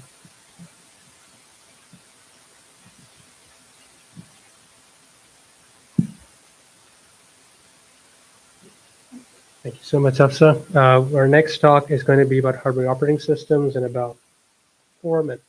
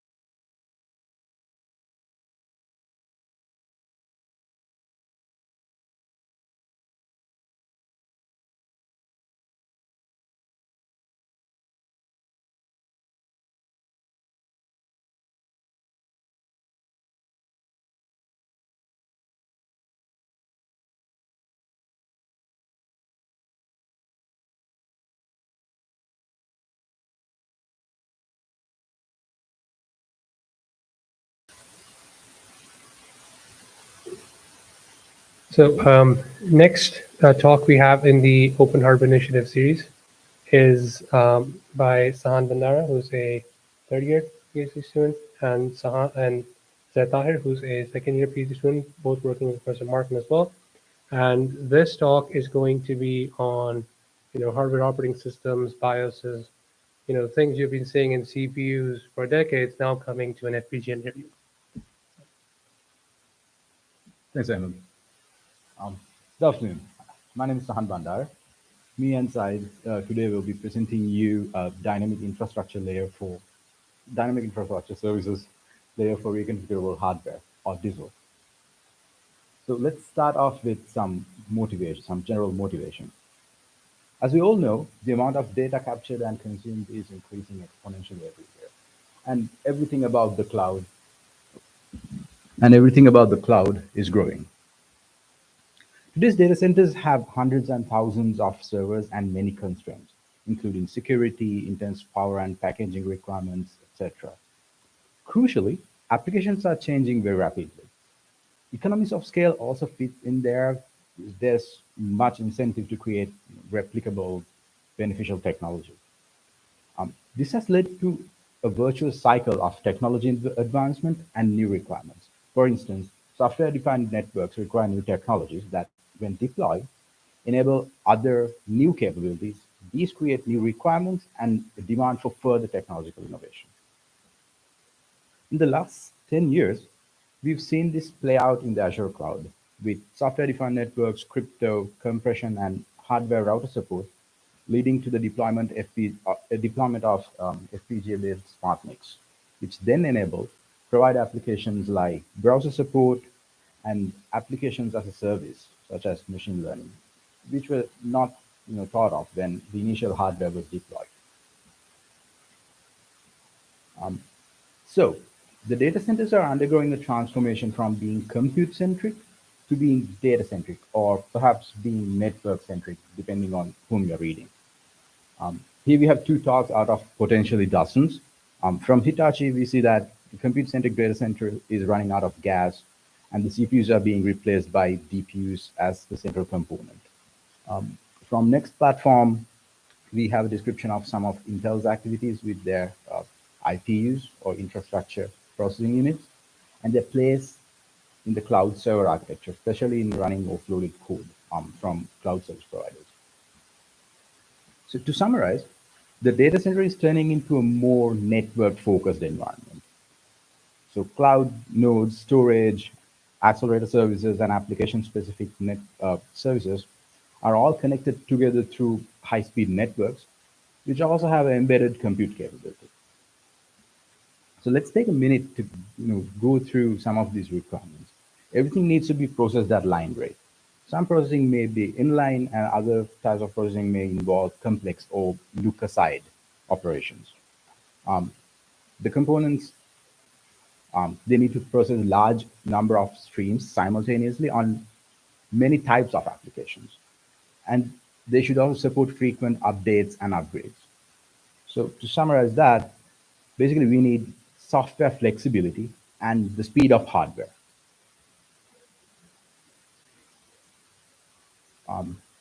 So these requirements have led Microsoft and other cloud providers to turn to FPGAs. Why? For the last 30 years or so, FPGA's primary market has been communication processing. Because of that market niche, FPGAs have to have a large number of the highest performance transceivers possible in a given process technology. These transceivers can then be combined with computation, which we'll describe in a minute. So this is existential for FPGAs. FPGAs are communication processors. So here we see an example from an Arista switch. While many routers and switches have FPGAs for data plane functions, this one also has an FPGA for application level computation, in particular low latency trading. So now let's take a step back and see where the FPGA efficiency comes from. Like GPUs, FPGAs allow the programmer to use huge number of compute pipelines and local memories. But FPGAs have the additional capability of being able to configure these pipelines to fit a particular computation. And perhaps most significantly, the FPGAs also have configurable internal routing. That means the FPGA can be configured to have complex application-specific communication among all of these pipelines. What it means is the FPGAs do not have artificial limitations like the GPUs have about blocks not talking to other blocks. Oh, so going from being basically a flexible GPU to being a communication processor is rather straightforward. We can simply replace connections from the processors to local memories with connections to the communication ports. So therefore, we have direct application level internode communication between application layer and the physical layer. So this gives us ultra low communication latency of just few clock cycles, and large number of transceivers gives us massive bandwidth. So going beyond switch and the NIC, FPGAs are used throughout the data center. Here we have here we see some co-processors in storage and as disaggregated compute components. Okay. Actually, it's only a short step from going from these remote FPGAs to edge and IoT devices. So not surprisingly, these are the other major types of markets for FPGAs. So looking at the requirements for edge and IoT scenarios, we see immediately that the requirements are exactly the same as in the emerging data center. While the edge and IoT devices may have to meet certain other standards to be used in critical applications like automotive or say, medical devices, we still have the need for, say, the same things like line rate processing in multiple modes, processing many applications and providing support for frequent updates. So again, FPGA-based communication processors are ideal in this scenario as well. So new paradigms and hardware capabilities are emerging in the data center, edge, and IoT.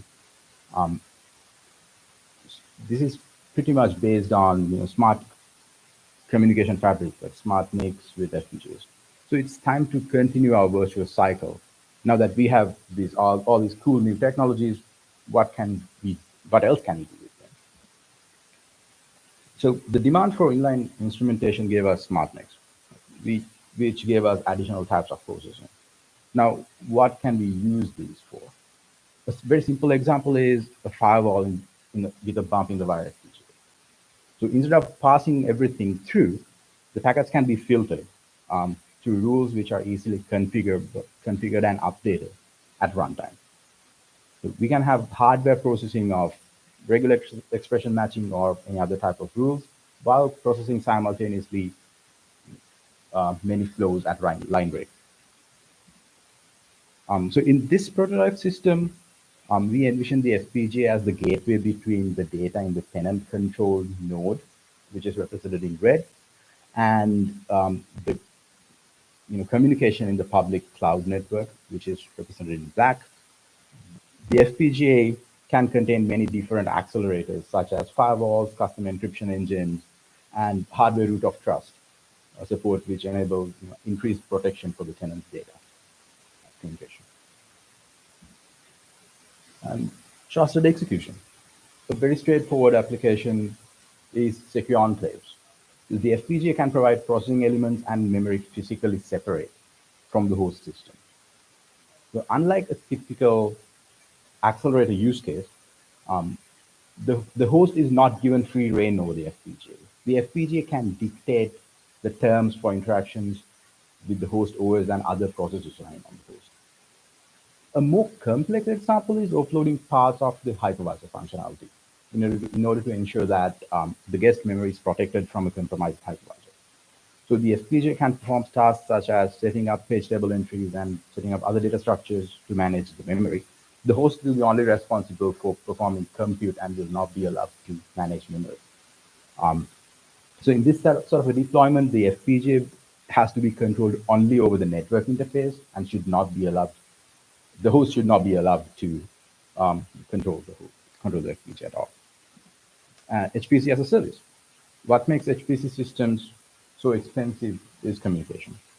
So, but with network connected FPGAs, latencies can be in the small number of microseconds, even across the data center.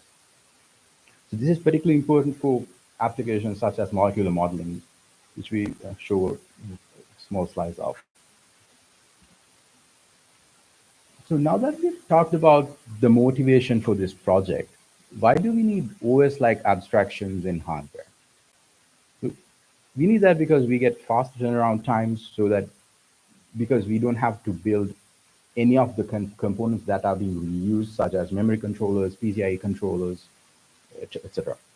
And with consistent APIs, we don't have to rewrite or modify application logic to match APIs, say going from one vendor to another or one cloud service provider to another. This in turn gives us application portability, where the same application should work on different FPGAs. And this lowers the expertise requirements. You don't have to be an expert on PCIe, memory, network controllers, etc. Instead, the developer can focus on their own application. This also enables complex usage models like multi-tenancy for FPGAs. And the innovation can be targeted on specific areas of the OS because the separate functions are clearly defined and separated. So we claim that we can create these new capabilities. But the point of this project is that current support environments should be augmented with dynamic infrastructure services layer. So before we dive into the requirements, design, etc. of DISL, let's see what the current state of the art is.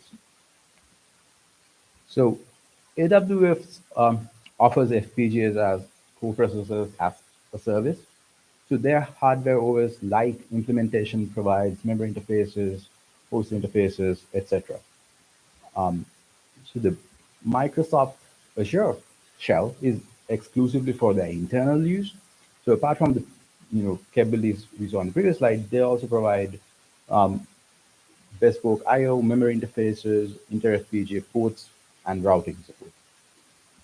And when we move to the IoT devices, some additional flexibility is needed. So these can include embedded soft processor cores and support for a variety of peripherals. So the current state of the hardware OS. Lots of proprietary systems from different vendors, different service providers, and there's a variety of capabilities which vary drastically depending on the function and who's using it.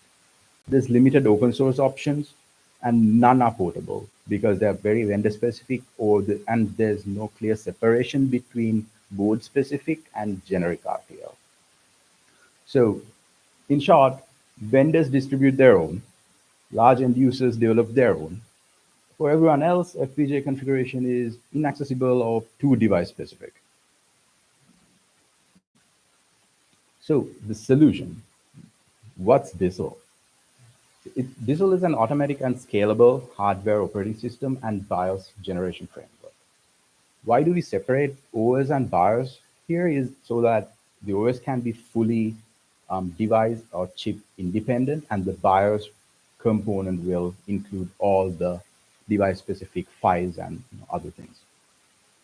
So will we always need both the BIOS and hardware OS, and will it be similar to, say, the software OS and its interaction with BIOS?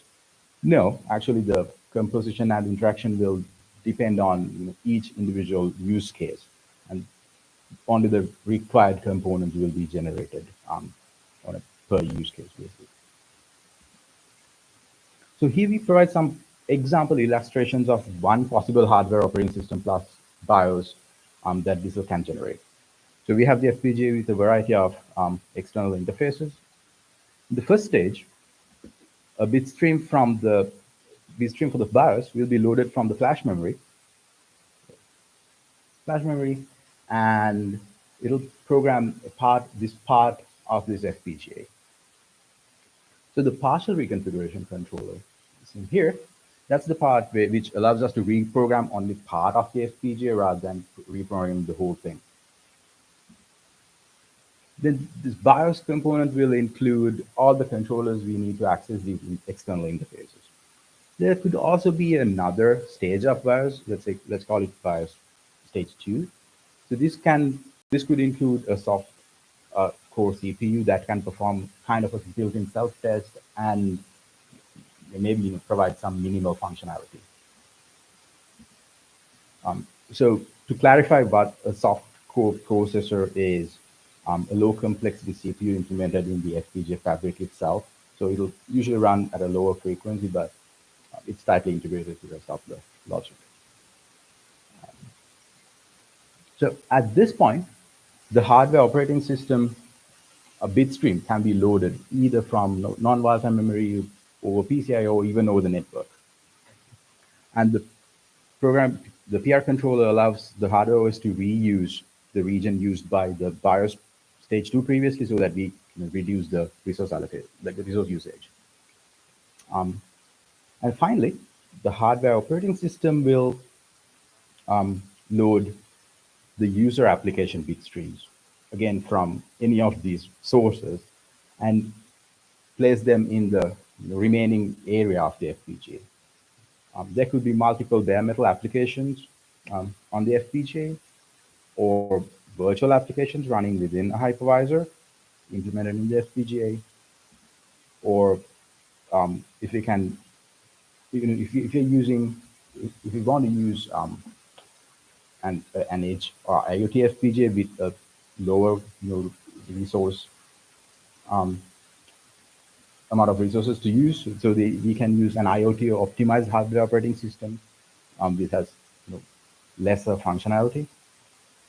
And the applications could also focus more on soft processor cores to implement more flexible functionality within a given resource budget.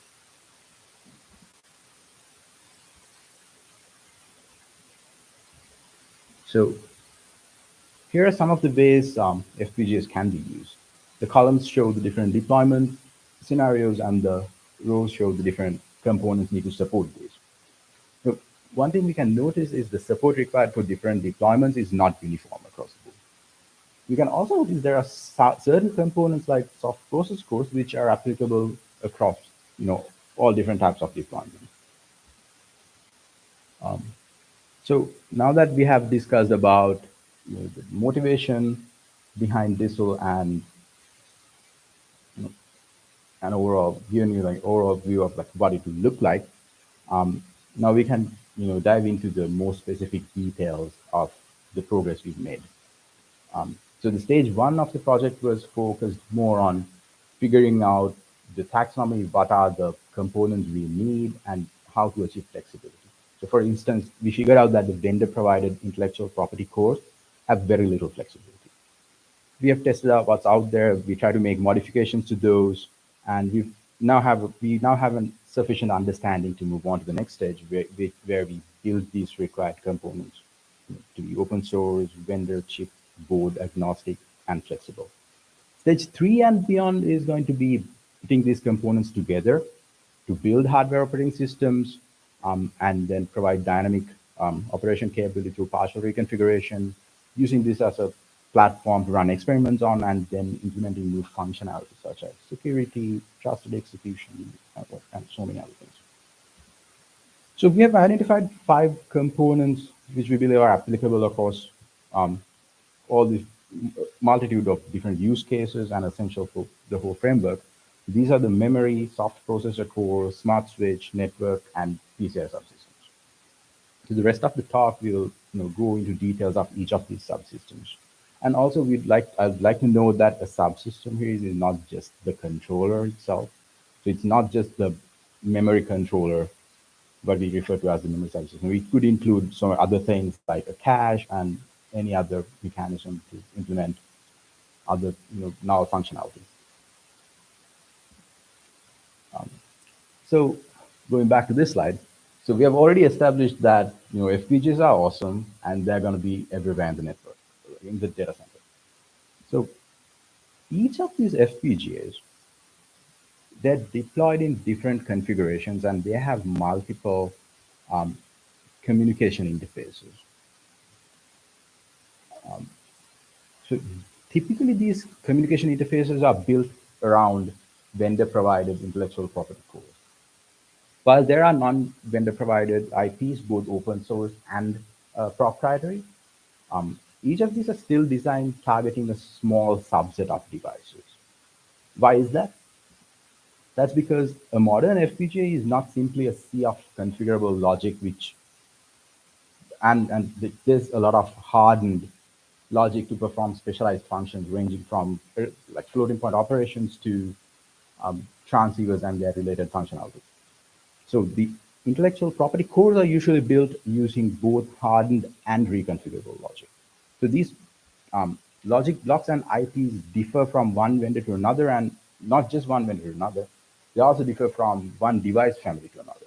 So any communication infrastructure we build, they're going to have these vendor and device specific aspects to it. That does not stop at the hardware boundary, because the drivers used by the host to communicate with the FPGAs, they also need to take into account these specific details. So what are we going to do to change this, the current state? Let's look at that when we talk about the digital PCI subsystem. So this is what a typical host FPGA PCI communication infrastructure looks like. In order to make it simpler for a developer, we would like the digital PCI subsystem, the digital PCI infrastructure to be vendor and device agnostic on the host side. And we would like all that specifics to be handled in the FPGA itself. Ideally, the user should not have to maintain or design or maintain either of these components.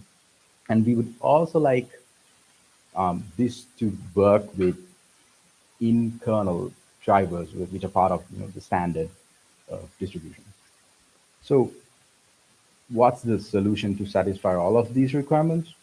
We think it's VirtIO. So this shows the typical use model for VirtIO drivers. A guest application is using a VirtIO driver to access a VirtIO device which is emulated by the host.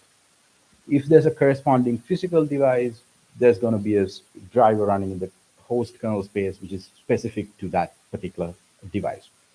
But do we need to go through all of these layers just to talk to the FPGA? Can we do this instead? So that's exactly what we did. So we have implemented the VirtIO virtq functions directly on the FPGA, doing so eliminating the requirement for both the device-specific drivers and that emulated backend device. So the FPGA presents the same interface now to both to the host and the guest OSs. So at this point, logically there's no difference between a VirtIO driver in the guest kernel or the host kernel accessing the FPGA. It's just the same driver, like it's just the same interface it sees. So far, we have successfully implemented a VirtIO console device on a Xilinx FPGA as a proof of concept. Our first task was adding some VirtIO specific capabilities to the capability list of the PCI device. So we achieved this by making modifications to the vendor provided IP core itself. The main challenge was some of the capabilities required to achieve this functionality were not exposed to the users by the standard FPGA tool flows.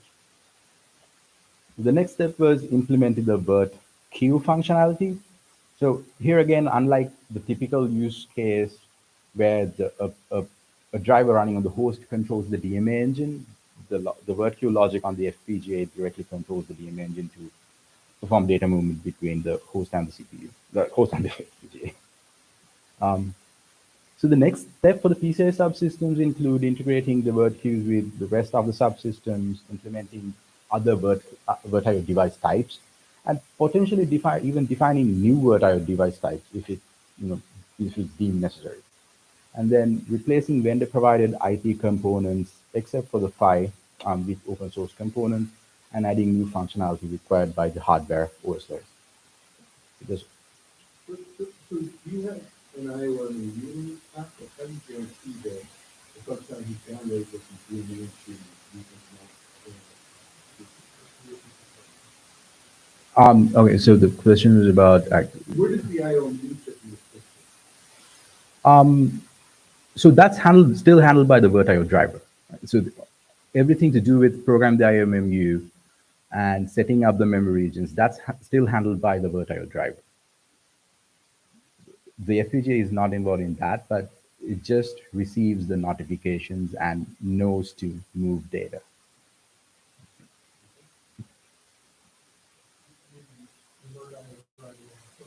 Yeah. But you have the application communicating directly to the queue, so that means you can be passing addresses, but aren't available for the No, that's why the driver has to set those up. Driver will set those addresses up before passing them to the device itself.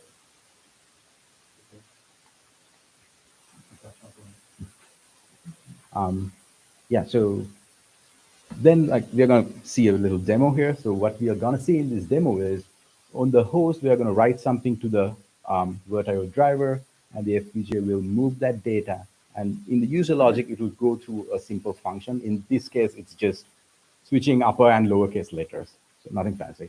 And then we'll perform a read on the host on the device file. So let's have a look at how that goes. So we're just logging into the machine, and we're just listing the PCI devices here.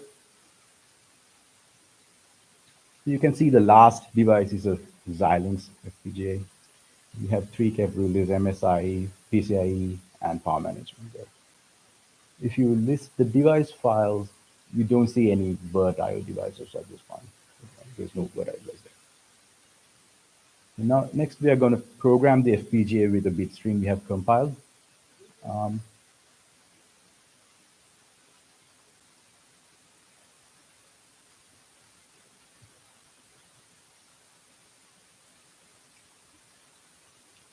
This is going to go for a while, so I'm skipping ahead here a bit.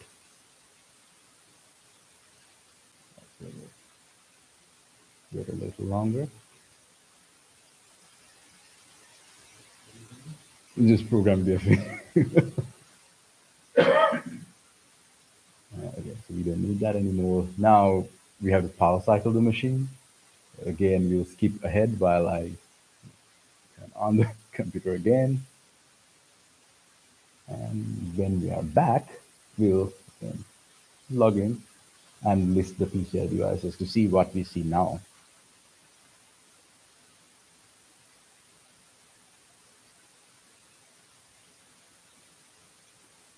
So, okay, so now we see a Red Hat VirtIO console device. So this is the same device, it's the same slot. And we see at the bottom, we see the VirtIO specific capabilities added to the capability list. And if you list the device files, now you'll see HVC 0 to 7, the VirtIO console device files. And at this point, we'll try to write something to the device file. Let's use, I'm using 2 terminals. Actually. I'm logging in again, opening up Minicom.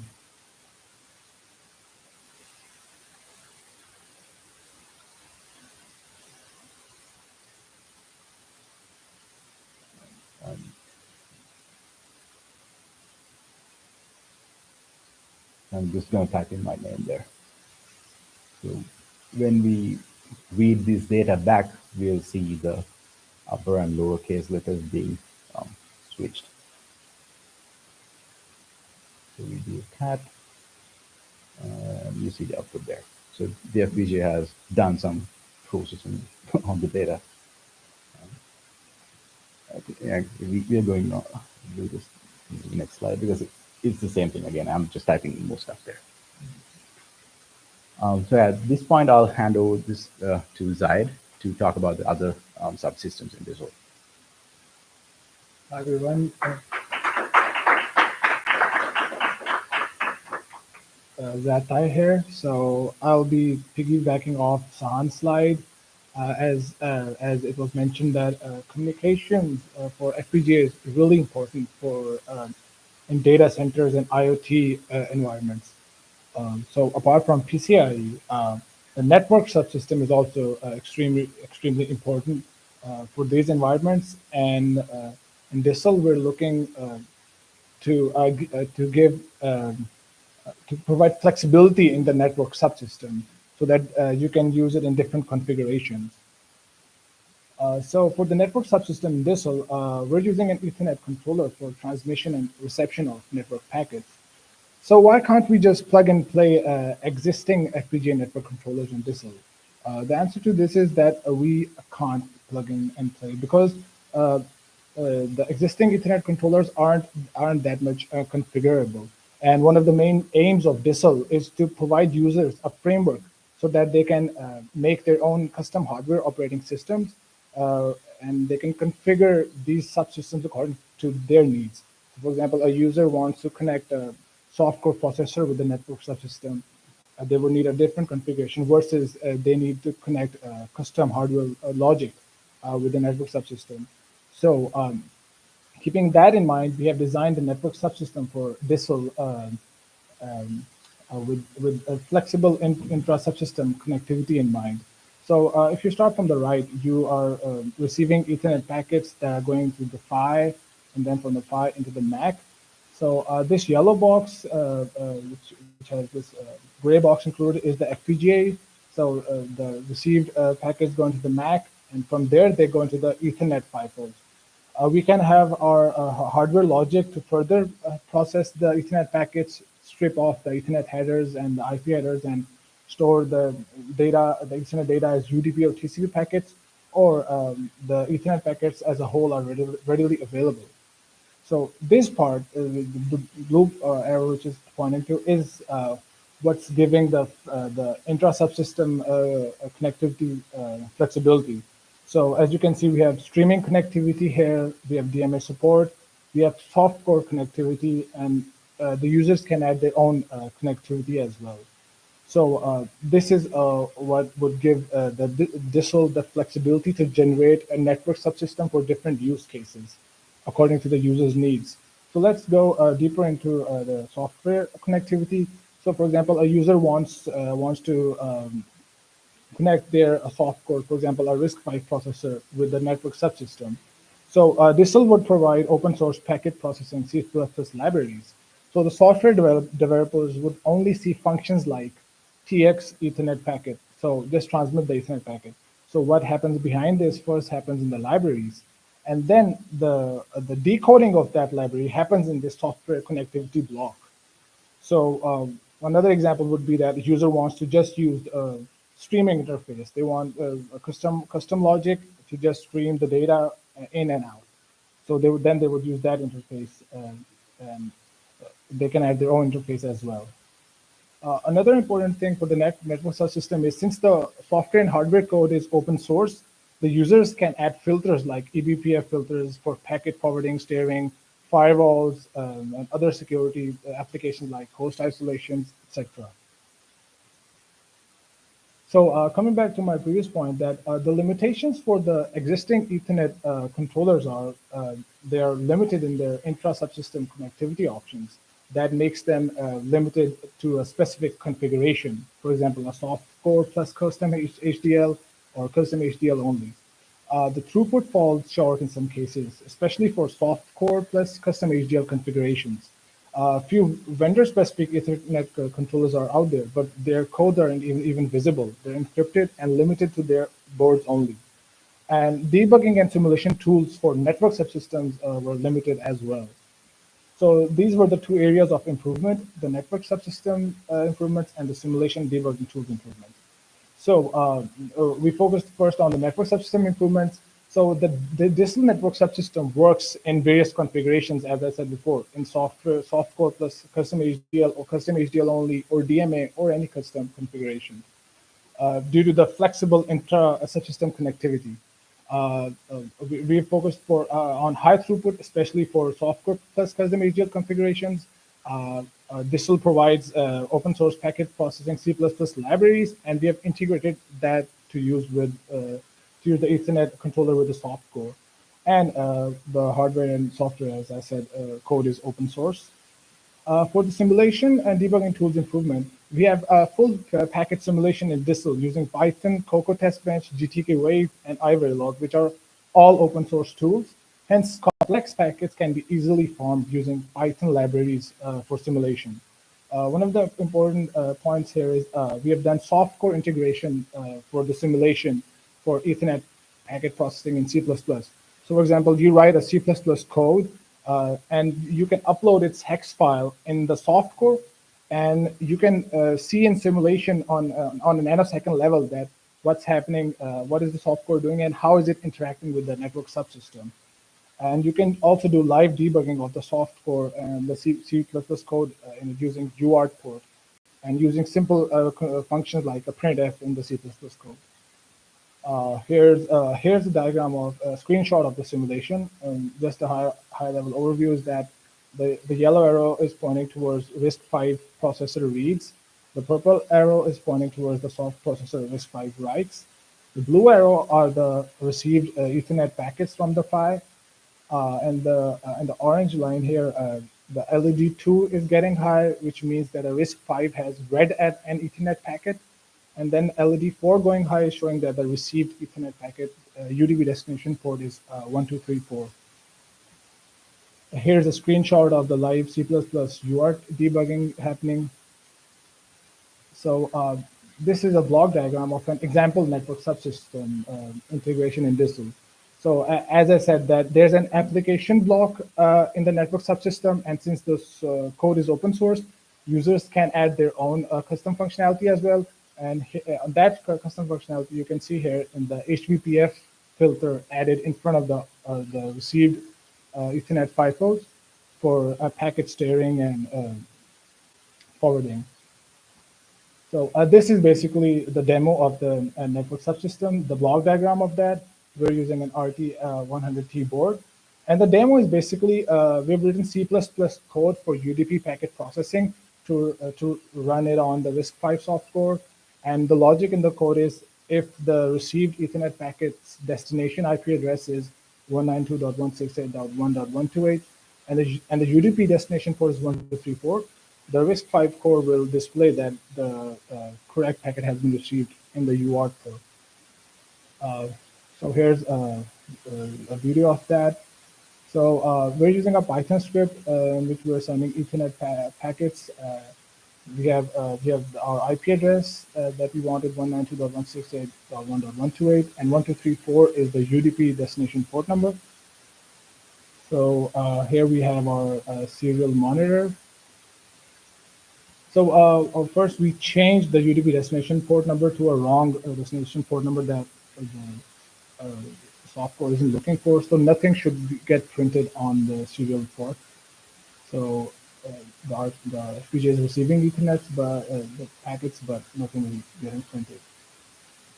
But once we send the right IP address and the UDP destination port number, we can see the software, the RISC-V software is printing this on the serial monitor, that we are receiving correct IP address packets and UDP destination port number. We're just a video of the FPGA. The green light LED blinking is showing Ethernet packets being received, and the yellow LED blinking is showing the UART, the RISC-V core writing to the UART to the host PC. So the to-do list for the network subsystem is we're looking to implement various applications in the network subsystem. We want to integrate it with new incoming DISL subsystems, and we're exploring further areas of optimization in the network subsystem. So the next subsystem for DISL is the softcore subsystem. As you've seen in the previous slide, the softcore are pretty useful in FPGAs.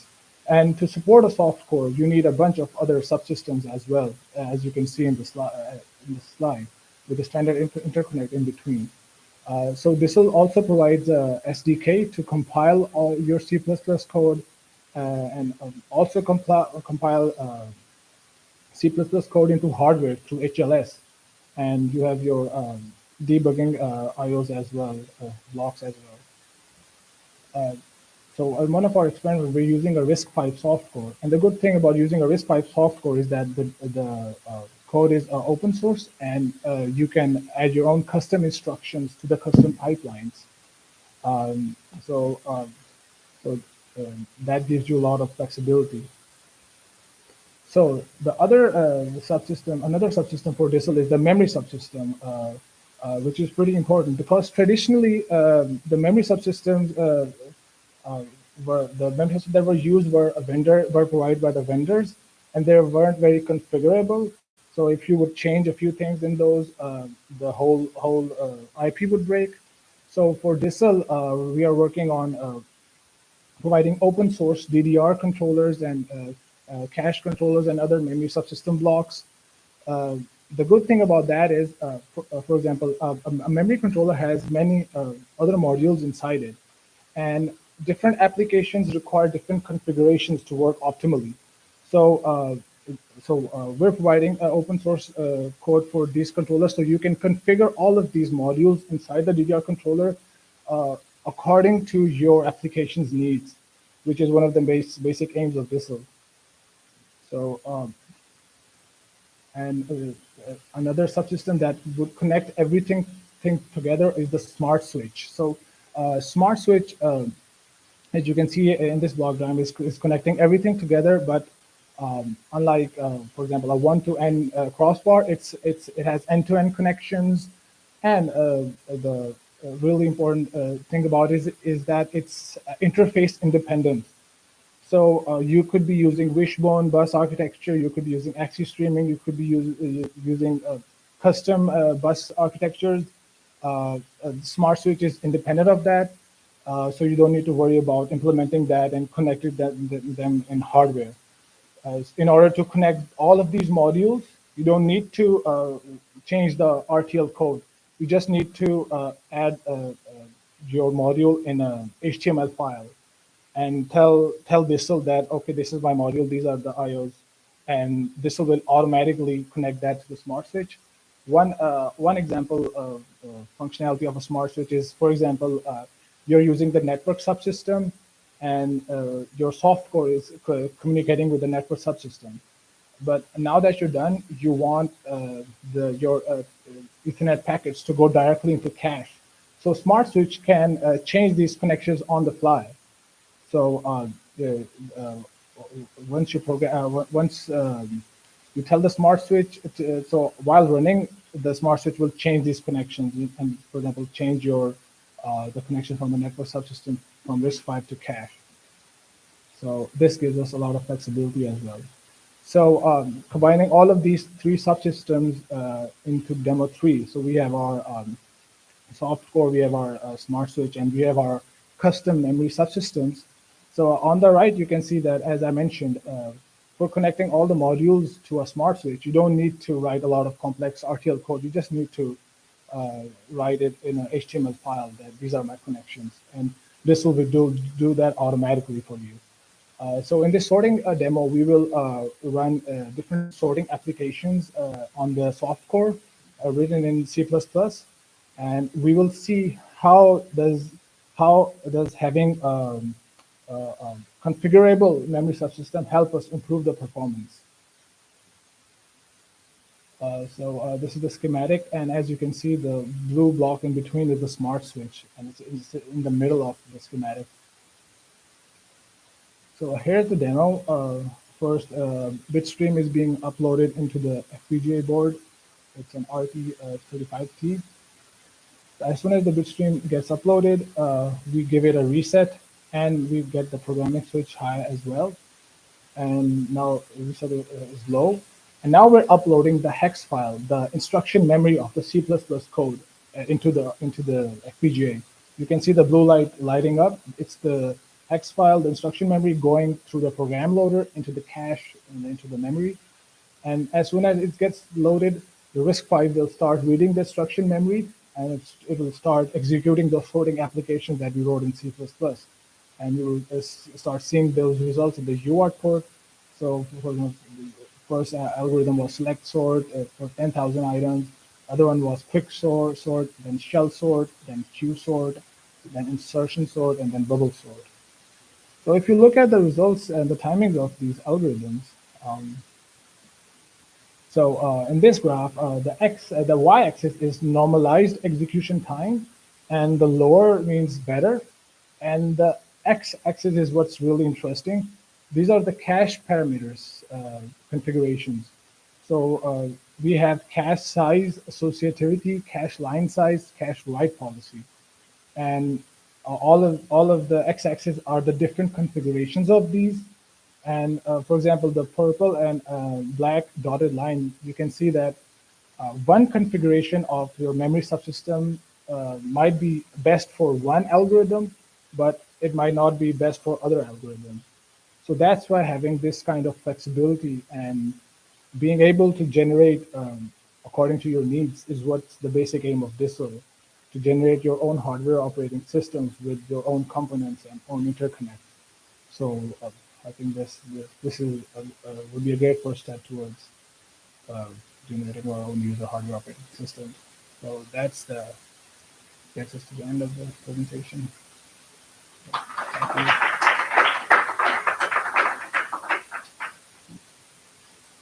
Any questions?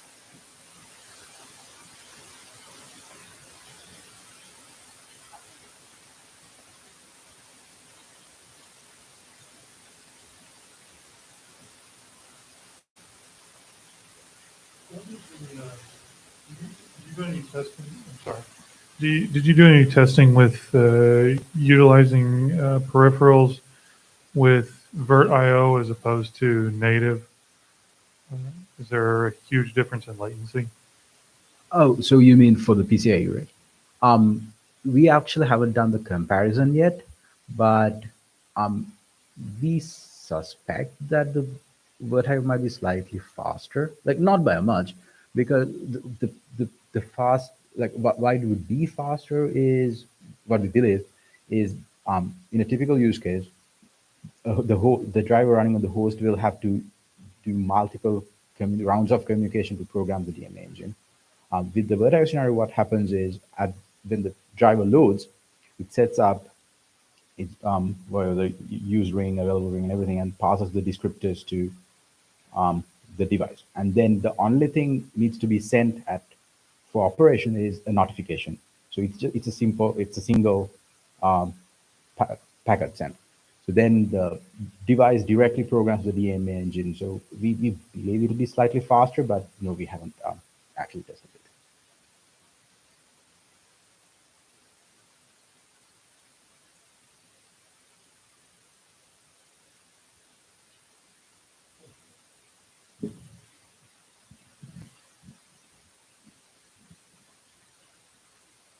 So in practice, for a developer, let's say, how do all of these different components, or how will they all eventually be packaged up so that someone could use them, use them for an application or an end use in some way? I think what we envision is something similar to what you saw with the smart switch. So there'll be some other file which describes these are the functions I need. So I need PCIe, I need a memory controller, but I don't need Ethernet. So I can specify that, and then the tool will automatically generate the RTL. That's what we envision. Maybe Amit has something to add. So That's perfect. Just to add to that, so that's a level where certain developers will want to work on because they want that much control.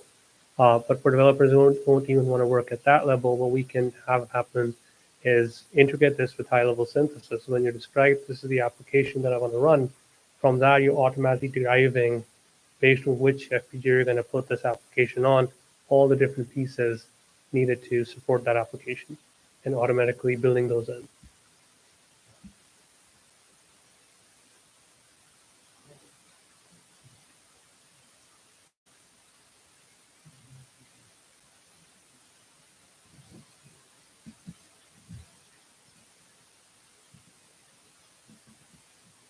Hi. I was just wondering, in terms of potential hardware overhead that the operating system could use on the FPGA,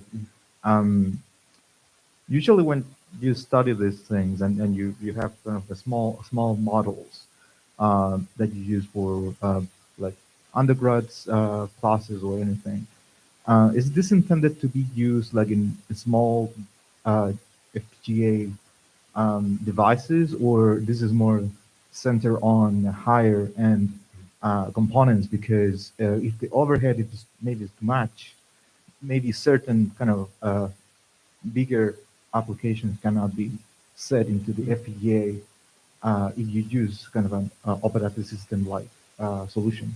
Yeah, that's a great question. So that's where we believe the configurability aspect would help, so that we can configure what's needed. So we only need to have what's absolutely necessary. So in contrast to that, say we use a shell provided by the vendor, So those have all the components fixed. So you, even if you didn't need a PCI controller, that's gonna be there. Even if you didn't need a network controller, it's gonna be there. So we're hoping to, actually reduce the overhead in comparison to what's out there with this new configurability aspect. Thank you. Just to add to that, that's where soft cores start playing a major role.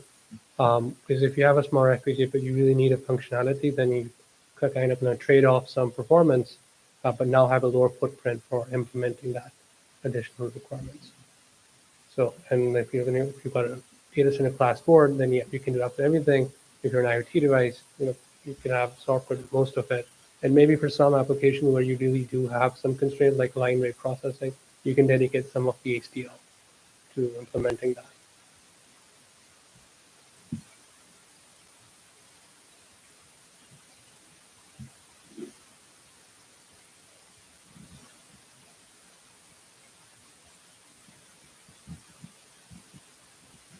So this is definitely a leading question, but having seen this development day to day, I don't think you guys got across just the heroic effort that it took to overcome the lack of, and you said the lack of support, but maybe you could give a few seconds on the different motivations of the FPGA vendors with respect to, in contrast to what you're trying to do or what we're trying to do, and what needs to get done in order to overcome that.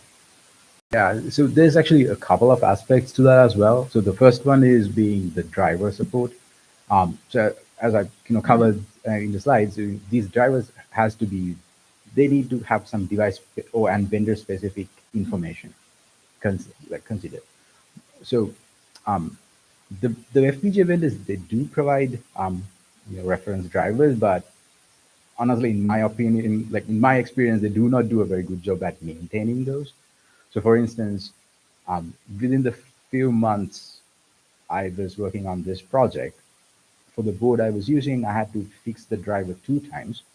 And the first time was when I initially cloned the repo. It was not working to begin with. And the kernel update which broke the driver, it happened over 2 months before I first tried it. So for those 2 months, the vendor was not updating those. So each and everyone who was using the driver, they had to do it on their own. So that's our motivation for using internal drivers like Vertire. And the other aspect is when the vendors when they provide their intellectual property cores and related infrastructure, I feel like they tend to believe that the user should use it as it is, the way the vendor intends it to be used. So they don't think it's necessary to expose some of the options. So what I talk about adding capabilities to the PCI capability list. So the tool flow allows you. Let me just walk back a little bit.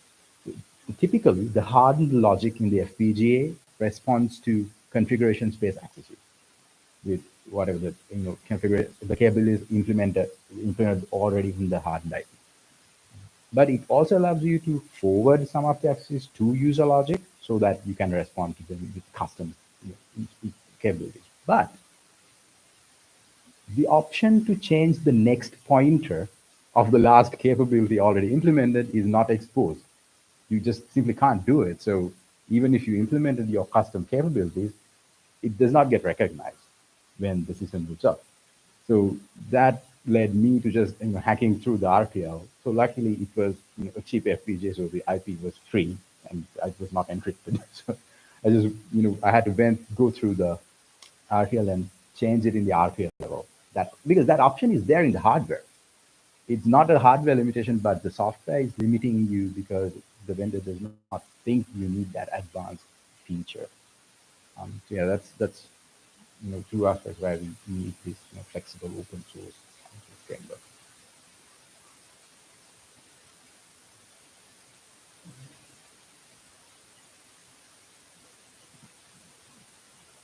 Have we or will we at some point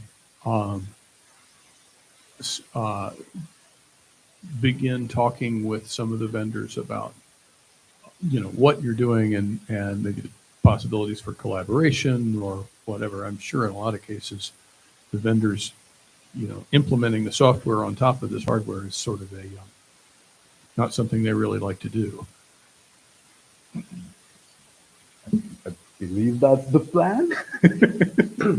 Yeah, we were trying to make the case for it. I mean, one of the reasons why we've had this, we're trying to do all these things, trying to make the case that this thing works. It's just not going to break down the first time. It's practical. And there's certainly opportunities that we're finding where, this thing can happen, not just at the vendor level, but also at the board vendor level. So, sorry, but not at the chip vendor level, the board vendor level.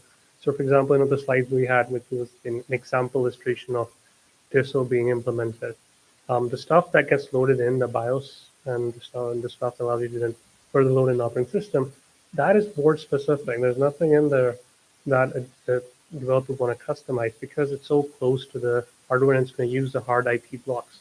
So that's something that could very well ship with the board. So when instead of, I can see the value of these tests that they ship with LEDs turning on.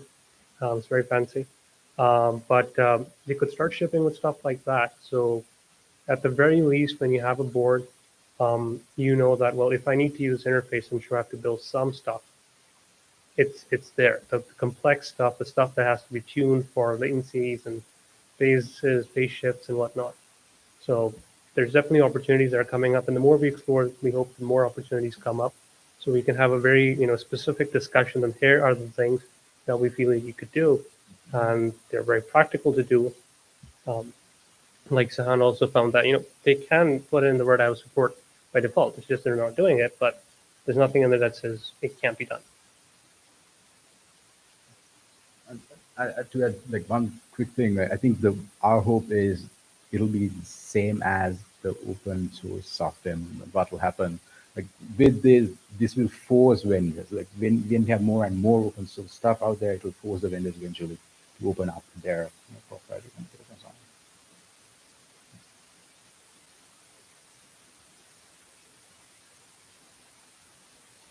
Well, thank you very much. So we have the next talk. Well, it's supposed to be at 2:30, but we're going to start at 2:35. So the next talk is going to take us slightly deeper in the rabbit hole, and we're going to look at what happens at lower levels in the hardware stack.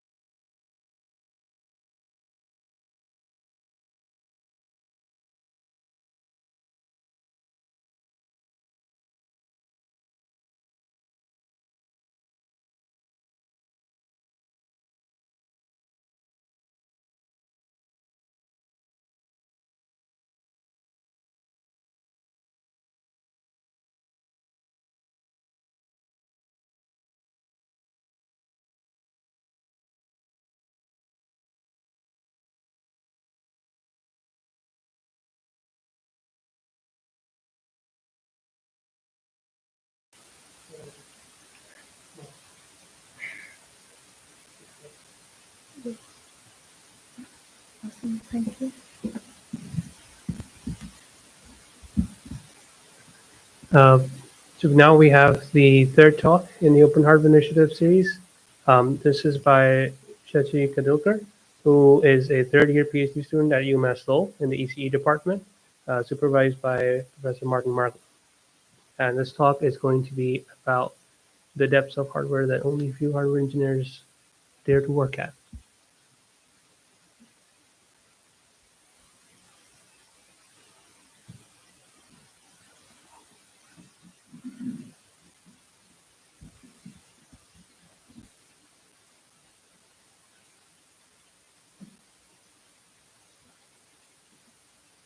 Thank you so much, Ahmed. Well, I've already been introduced, but I'm Shachi, and my talk is open source toolchain optimization for FPGA CAD tooling. I'm a PhD student at UMass Lowell, and I'm working with Ahmed Sanallah at Red Hat, and my PhD advisor is Professor Martin Margala at UMass Lowell.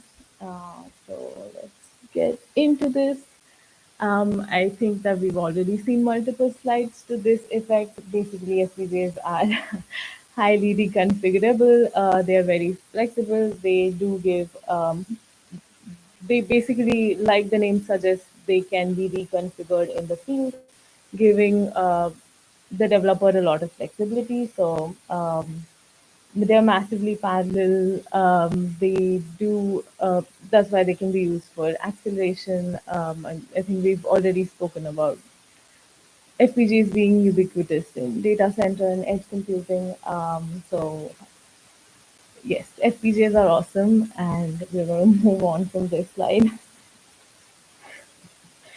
Uh, so since my project mainly deals with more of the lower level hardware details, let's just quickly look at what an FPGA really looks like. So this is what the architecture looks like on the left side of the slide. So FPGAs are basically very large arrays of logic blocks called configurable logic blocks, and there are also hard blocks, which are custom hard blocks like BSP and block RAMs, and there are programmable routing wires or the programmable interconnect. Um, so on the right, we can actually see what's inside a CLB. We will be talking about the details of these primitives. So basically, the logic blocks are made of lookup tables and flip-flops. So lookup tables are they are used to for the computation part. They can be used to implement a variety of logic functions, and the flip-flops are basically the storage for the computation. So along with computation and storage, a large amount of functionality can be achieved with FPGAs, only limited by resources available and timing. So we have these, and lookup tables. Again, this is something that is going to keep coming up throughout the talk. So this is what a 3-input lookup table would look like. So typically,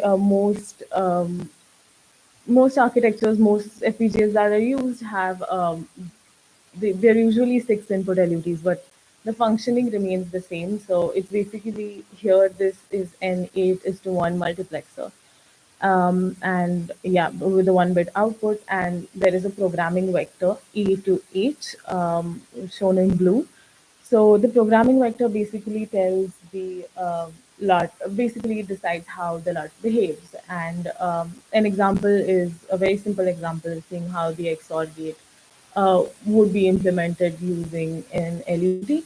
So looking at the truth table of the XOR gate, we can see if we want to do I2 XOR with I1, then the outputs will follow the outputs of the XOR gate truth table. So that would mean if for same inputs, the output will be low, and for different inputs, output is high. So that's how a programming vector can be used to implement an XOR gate in an LUT.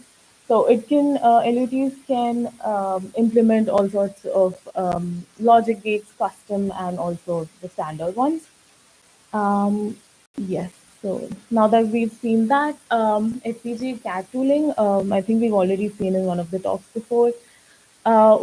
We do need the CAD toolchain to convert FPGA code to the final bitstream that programs the hardware. So here at the top of the diagram, we can see high-level language code. So yes, high-level synthesis is being used. The software methodologies are being used for hardware, and that leads to a number of advantages. Then there is the Verilog code or HDL, any HDL code, which leads to the third part, which is the logical netlist. So compiling FPGA code to hardware is different from other standard languages just because straight the synthesized code doesn't map to machine code, but it does map to low-level hardware on the device. So typically there are 3 steps. First is synthesis, then place and route, and then bitstream generation. So the parts in green are the synthesis step, which convert the HDL code to a netlist, which basically shows the connection between different blocks. But this is in terms of resources that are available on the FPGA, but it is a logical draft. So we are still in the logical space, and the next part for this is place and route, where that logical draft actually has to map to the FPGA hardware. So the place and route stage needs to be very aware of what is on the FPGA, all the components, and also the timing between them. Um, so that's why we can see the FPGA database, and yeah, all the low-lying device details are needed for the implementation or the place and route stage. Um, so even if we do optimize the software stack, place and route is really important because here by improving place and route and optimizing here, we can greatly influence area, power, resource utilization, and also delays, so maximum circuit speed. So this is a very important stage, and typically it is difficult to work with.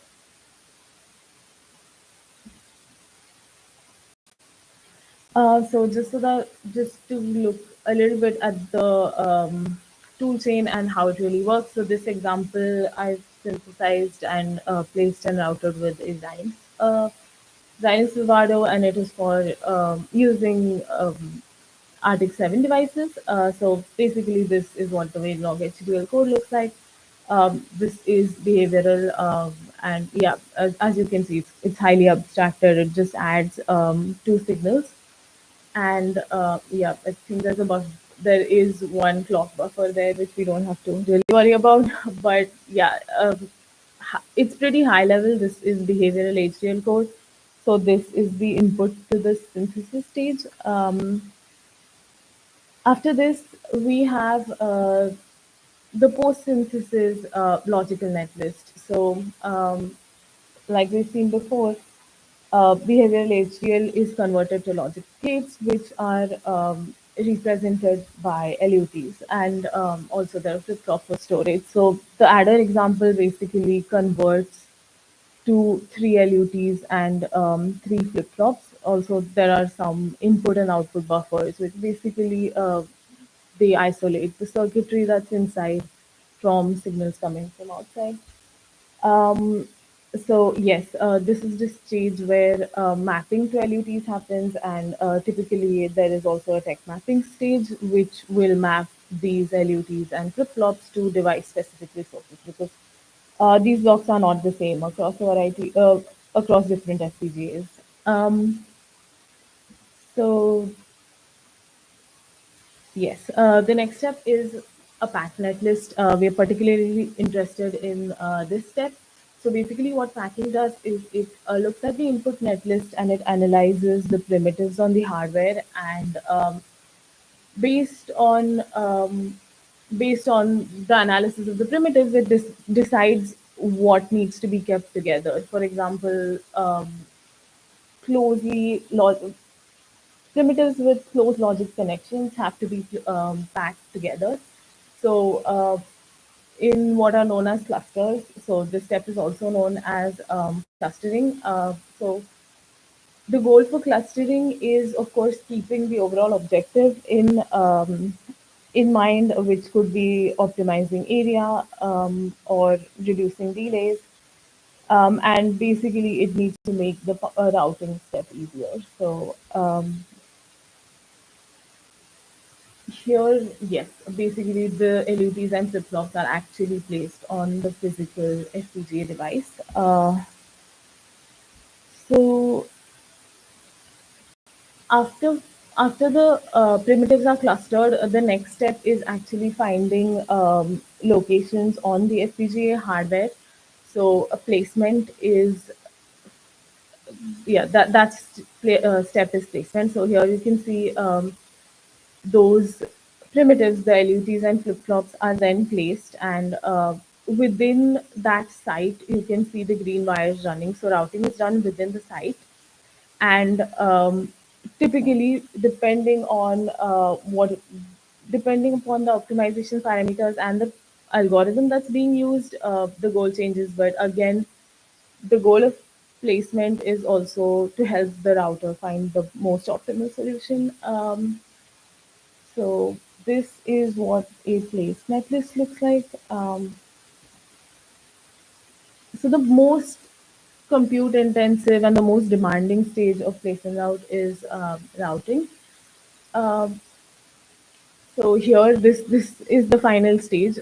Post routing, it is really difficult to see, and I'm really sorry about that. But so in the left corner of the FPGA, so the placed elements, they actually form a complex graph based on all the placed elements and timing information associated with them form a graph, and the router has to find the optimal path connecting these placed elements. Yeah, based on the based on timing information mostly, but this is extremely compute intensive. So between clusters, yeah, and from IO to whatever clusters are there, these wires are routed. Yeah, the goal is always to minimize those. Yeah, so in the detail view, the router nets can be seen in green that run between clusters and from IO to clusters. So the thing is, as far as the synthesis stage is concerned, a lot of work is already done in this space. Then Bitstream and FPGA assembly is mostly one-to-one mapping. So after the implemented netlist is, yeah, it's converted to an intermediate FASM form, and then finally you have the Bitstream that programs the FPGA. But place and route really doesn't get enough attention because it's difficult to work in this space, and there are a number of issues with open source and closed source tools that are available for place and route. So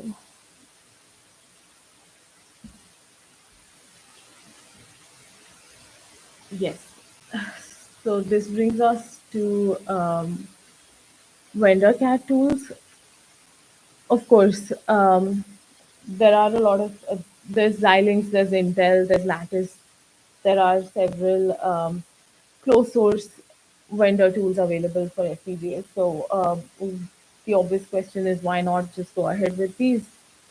Well, they do have quite a few problems. The major issue is that they're closed source, so licensing is expensive, and yeah, it's very difficult to, it's impossible to customize these tools. Also, a lot of them are architecture specific, and yes, they change with every generation of FPGAs. Also, vendor CAD tools do a set of generic optimizations for a large number of generic use cases, and often this leads to long turnaround times. So yes, although these are available, there is a lot of problems with using vendor tools. So this brings us to open source CAD tools. There's definitely a lot of work that's been done in this space as well. So here I've mentioned a few tools. One of them is, of course, Verilog to routing. So this is one of the oldest open source tools around, and a lot of groups have actually built on Verilog to routing. So yeah, it's basically a full set of open source tools from synthesis to bitstream. But this the thing with these tools is for the longest time, open source tooling in FPGAs was only for theoretical models. So that's because a lot of the device details are needed to actually build these tools for commercial FPGAs. That's why, yeah, in recent years, there have been a few projects like Project Trellis, Project X-Ray, which have actually exposed low-level device details to us. And so now with open source tooling, we are actually able to use vendor FPGAs, which is a really good thing. And yeah, Fpga is or SymbiFlow, that's another tool which actually modified VTR a little so that it can be used with Xilinx CD7 devices. And yeah, Yosys plus NextDNR is meant for lattice devices. Rapid Write is one more tool that I've put on there. So a few interfaces to vendor tools also exist. So yeah, they're limited, but they do give a bunch of information on how closed source tools, I mean, how the vendor tools are built. But we've tried RapidWrite, but yeah, it really didn't give us that much information. So definitely, open source CAD tools have their advantages. They're highly customizable. They do not restrict the developer, and we can leverage community support with them. But the issue with the current open source CAD tools is hardware quality is just behind the vendor tooling. So they're not really practical for real workloads. And also, a lot of the tools have a lot of device specific custom coding. So they are very architecture specific. So yeah, there's just not enough. They're just not generic enough, and this is where we come in.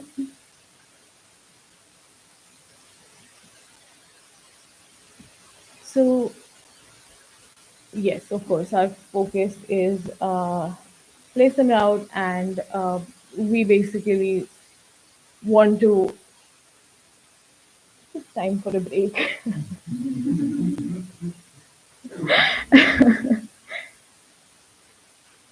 Let's take a 5-minute break.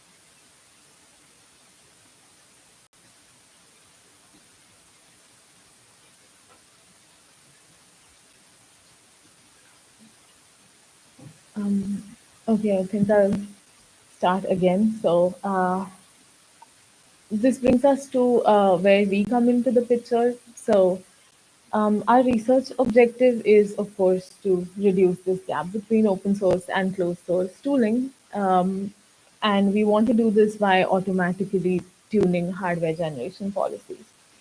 So generic algorithms do produce good results, but they're just not good enough. And proprietary tools are likely employing heuristics for different chips to get good results, and we do not have this. So our goal is to do this by building up our own set of heuristics, and ideally this needs to be in a scalable way. So we are trying to learn how critical policies in implementation algorithms as a whole should change according to input circuit patterns. So for now, we're doing this manually, but the goal is to eventually automate this with machine learning. So this is the framework that we have built. So the goal is to find a policy map that basically lets us know how the circuit should change according to different hardware patterns.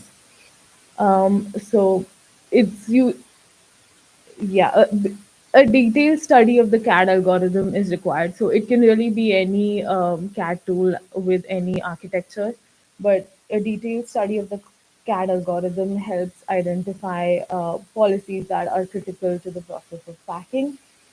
Um, Along with this, there are three important pieces. One is the set of policies that we identify. Then, secondly, is the synthetic benchmarks. So these represent set of hardware patterns and which are built to give information on the target policy. And yes, it's important to have a full set of metrics that helps judge hardware quality at each stage.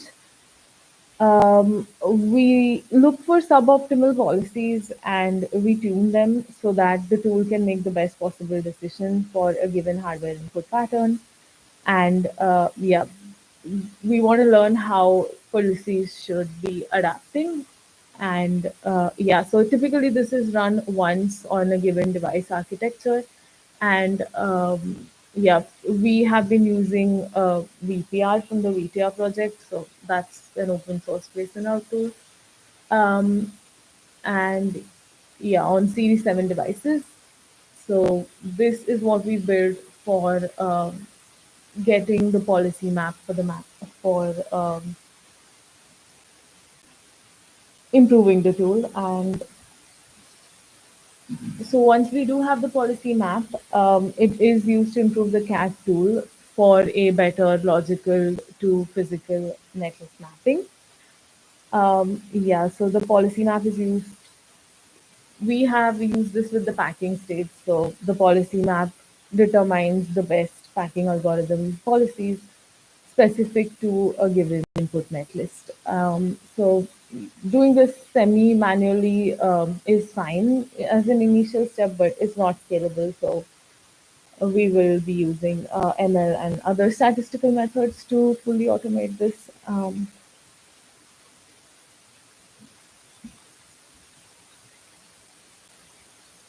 Yes. So coming back to this, so there are for the three stages of implementation, there are different algorithms used for each. So for VPR, they've used a greedy clustering algorithm, which is architecture aware, and they've used simulated annealing for placement, and they've used Pathfinder for routing. So for each algorithm, for each stage, we need a set of policies, a set of metrics, and a set of synthetic benchmarks.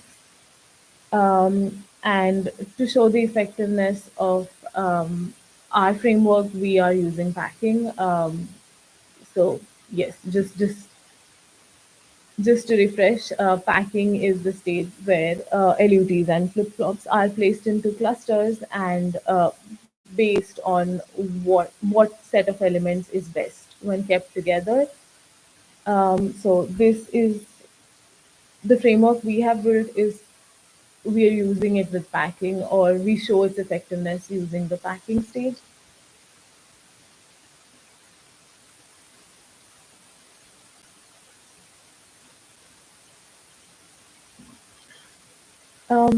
So this is the process of getting packing hardware quality metrics. So like I said, there are 3 stages, and the first stage is basically getting packing hardware metrics. So for this, we've used VPR, and any set of input design patterns is fine as long as we have a logical netlist. So typically, we want to analyze resource utilization, and the tools give out a lot of timing information. So just percentage device usage, delays, longest paths, and things like that. Also, specific information for clustering. So we do have a set of metrics that are specifically post packing. Then we go all the way, implement the circuit, and do the same thing for routing and bring a set of post routing metrics. So since routing is the most critical part, usually there are several packing algorithms. There are several they optimize a bunch of things, and they always look at how it affects routing. So another additional thing that we need to know is when just the netlist is packed, what heuristics can tell us if packing has done a good job rather than going all the way to routing. Uh, so yes, here's a look at hardware quality metrics. So based on our literature review of VPR, some of the things that this is one of the set of things that we are measuring. For example, a site count and a logic block count. Sorry. So on the right is the FPGA device. Again, this is Xilinx has a very good graphical representation, so that's where the screen capture is from. But basically, you can see the tile is a configurable logic block with 2 sites inside it, and a cluster belongs to one site. So we have the tile and the site, and then the site has the primitives that we talked about. So typically 4 LUTs, a carry chain, and 8 flip-flops. So we need site counts, we take tile counts, then we do get all the details of resource utilization. Then also fan outs within clusters. So fan outs typically here would mean the number of nets that are getting absorbed inside the cluster, because those reduce the routing that is required outside it.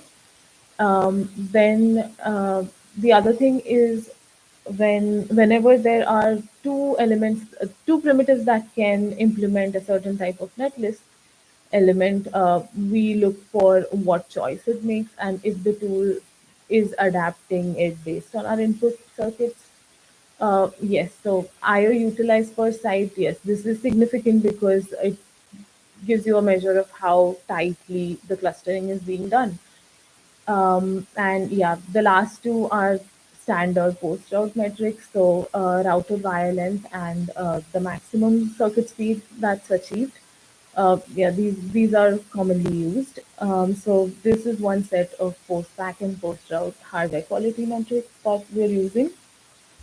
So all of the metrics do correspond to policies, and yes, so the metrics that we saw on the last slide, site count, tile count, these do impact, of course, utilization and routing. Then resource utilization impacts the area.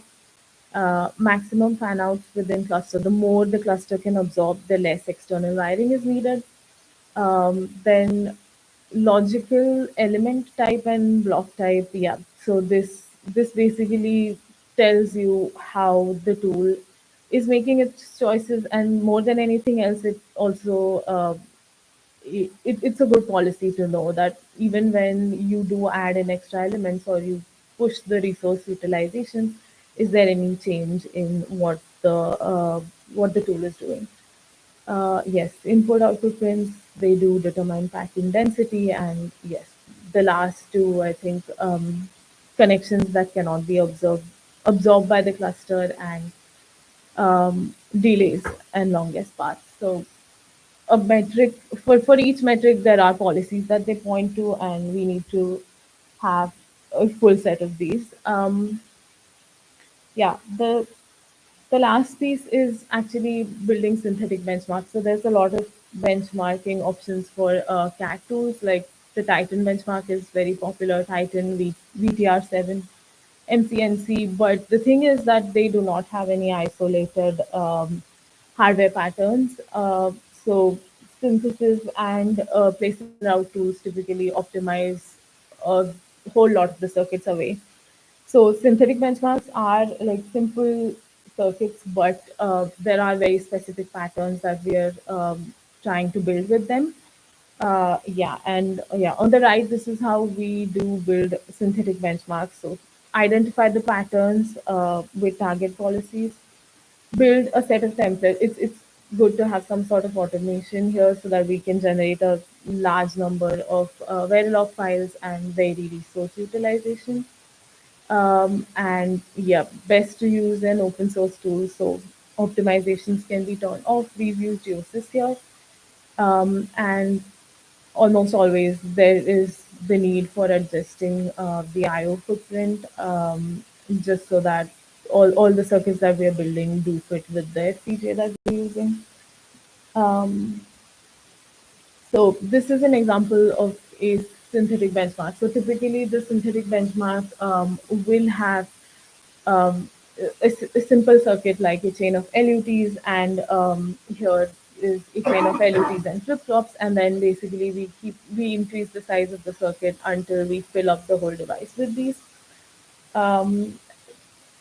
So I don't think I have enough time, but I can, if anybody wants to know, I can talk about the rationale on how these kinds of simple circuits can help reveal specific policies. Um, this is another kind of this is another synthetic benchmark. So this basically uses 32 of the side pins. So this is another very good case where if we replicate this module multiple times, uh, we get to see if cluster targets change at all. So we do get to know if the tool is doing any tuning on its own. So let's take a look at the initial experiments and proof of concept. So yeah, we've used USS and VPR for our toolchain and Xilinx RTX7 devices. So the metric that we are looking at is how many of the input pins in the cluster are utilized. So typically there is a target that the open source tool sets. And for VPR, we did notice that regardless of the input circuit, the utilization is fixed at a certain number. So what we're trying to do here is empirically tune that number and see a change in hardware result quality. So here is the first result. So this is wire length.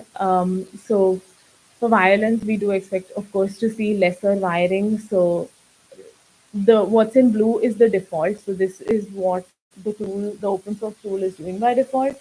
And on the right is what we have empirically tuned it to do. So this is for six experiments, and yeah, we expect to see lower is better basically. So we do see reduced wire length. Then another metric that we've used here is soft logic blocks. So resource utilization reduces significantly. So based on the empirically tuned value that we've used, we got better outputs for soft logic blocks, and correspondingly the area that they were using. And finally, this is the maximum circuit speed. Again, this is a metric that is often used, but here it is slightly mixed. So in some cases, the default that the tool was doing is doing better than what we have done empirically, but this definitely says that one policy will not fit for all kinds of hardware patterns. So the tool needs to adapt, and that's where our policy map comes in.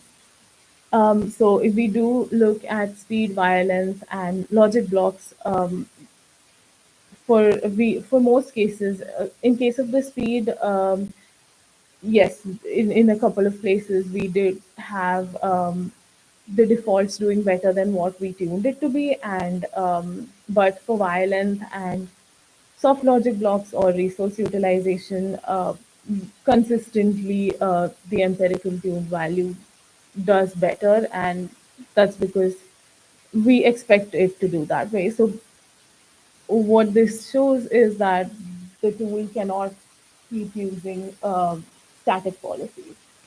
And yeah, so this is our proof of concept. So to conclude, we have built a framework which identifies suboptimal policies or magic numbers and tunes them to generate better quality circuits. And we've demonstrated this with packing, which is a critical part of implementation. So basically, the same framework can be used for any other implementation stage as well. But yeah, as long as all of the missing pieces are figured out for it. And that's it. Thank you.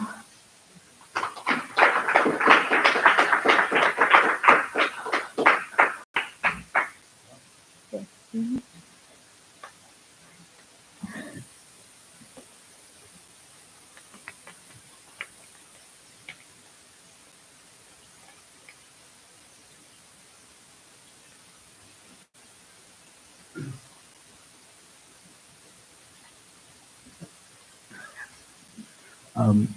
I have actually a couple of questions. The first one is about the hardware quality metrics.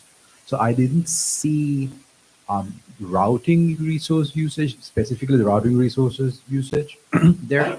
So was it not just put in there, or are those metrics, will those be covered indirectly by other matrices metrics you have shown there?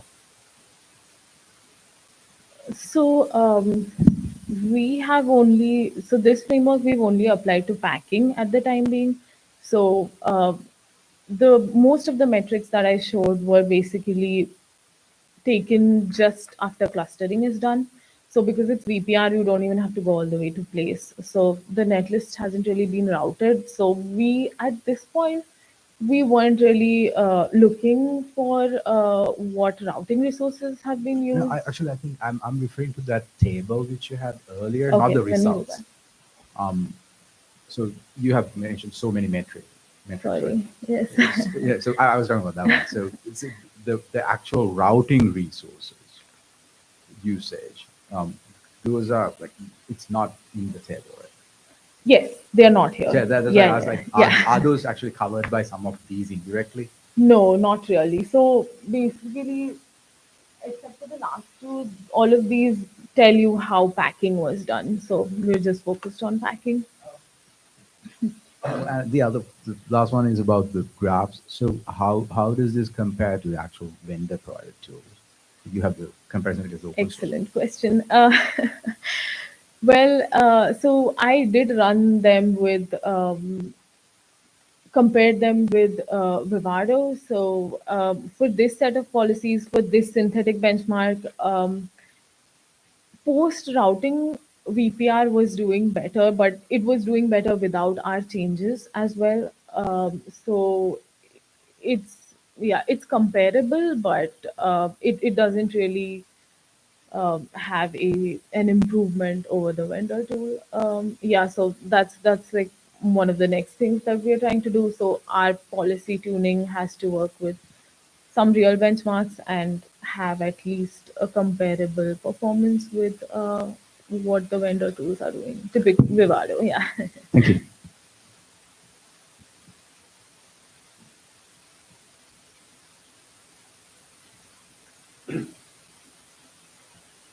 Thank you. So at 3:30, we have our last talk in the series. on an application that leverages FPGA to get significant improvements in functionality and performance versus traditional CPU operation.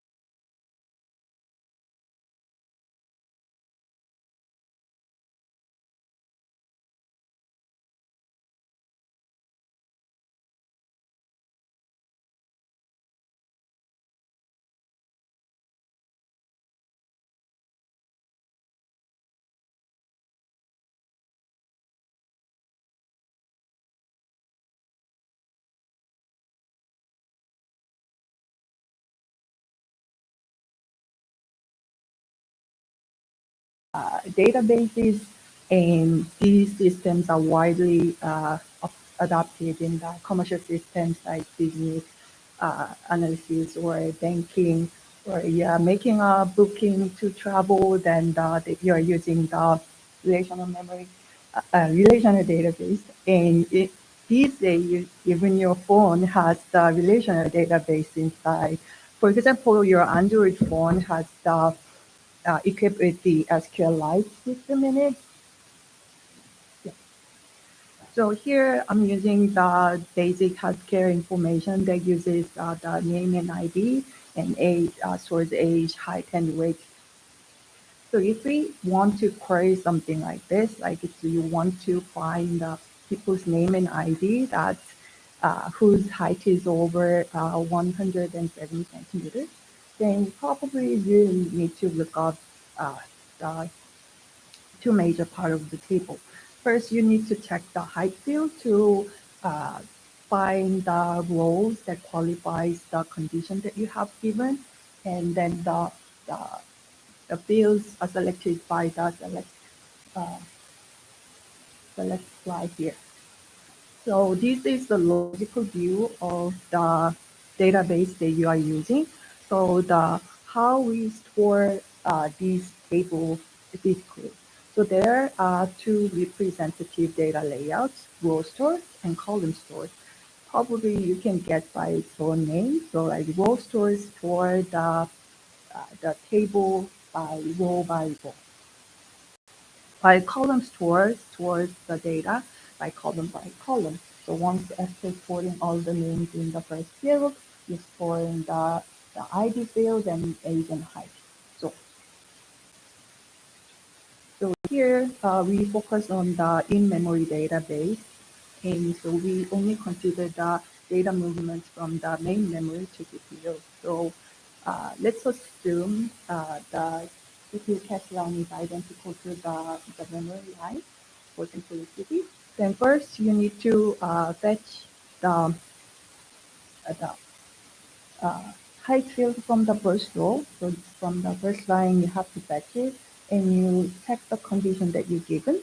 And then if not qualified, so you can move on to the height field from the second row.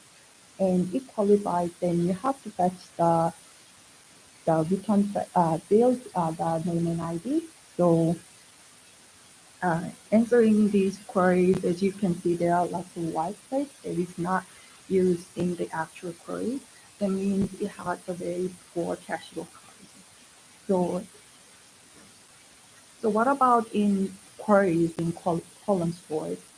So since the height is organized, packed in the last part, so you can just check the first field from the line that you just have fetched, and the second row is qualified, and so you can fetch the name and the ID. So you can do it like this, and so there is a fourth row is qualified, so you have to return the name and ID of the ID4. So in this case, column store can be better than row store, but it still has some fields that are not necessary in this query. And this kind of the fields that you need to give into the CPU, it varies depends on which query you are giving. So the adaptive layouts have been proposed.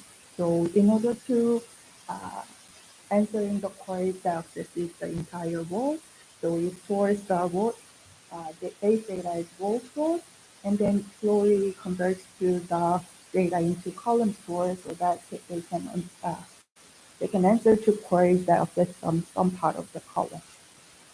So this is useful, but has some problems because of it has to maintain multiple copies of data with different layers.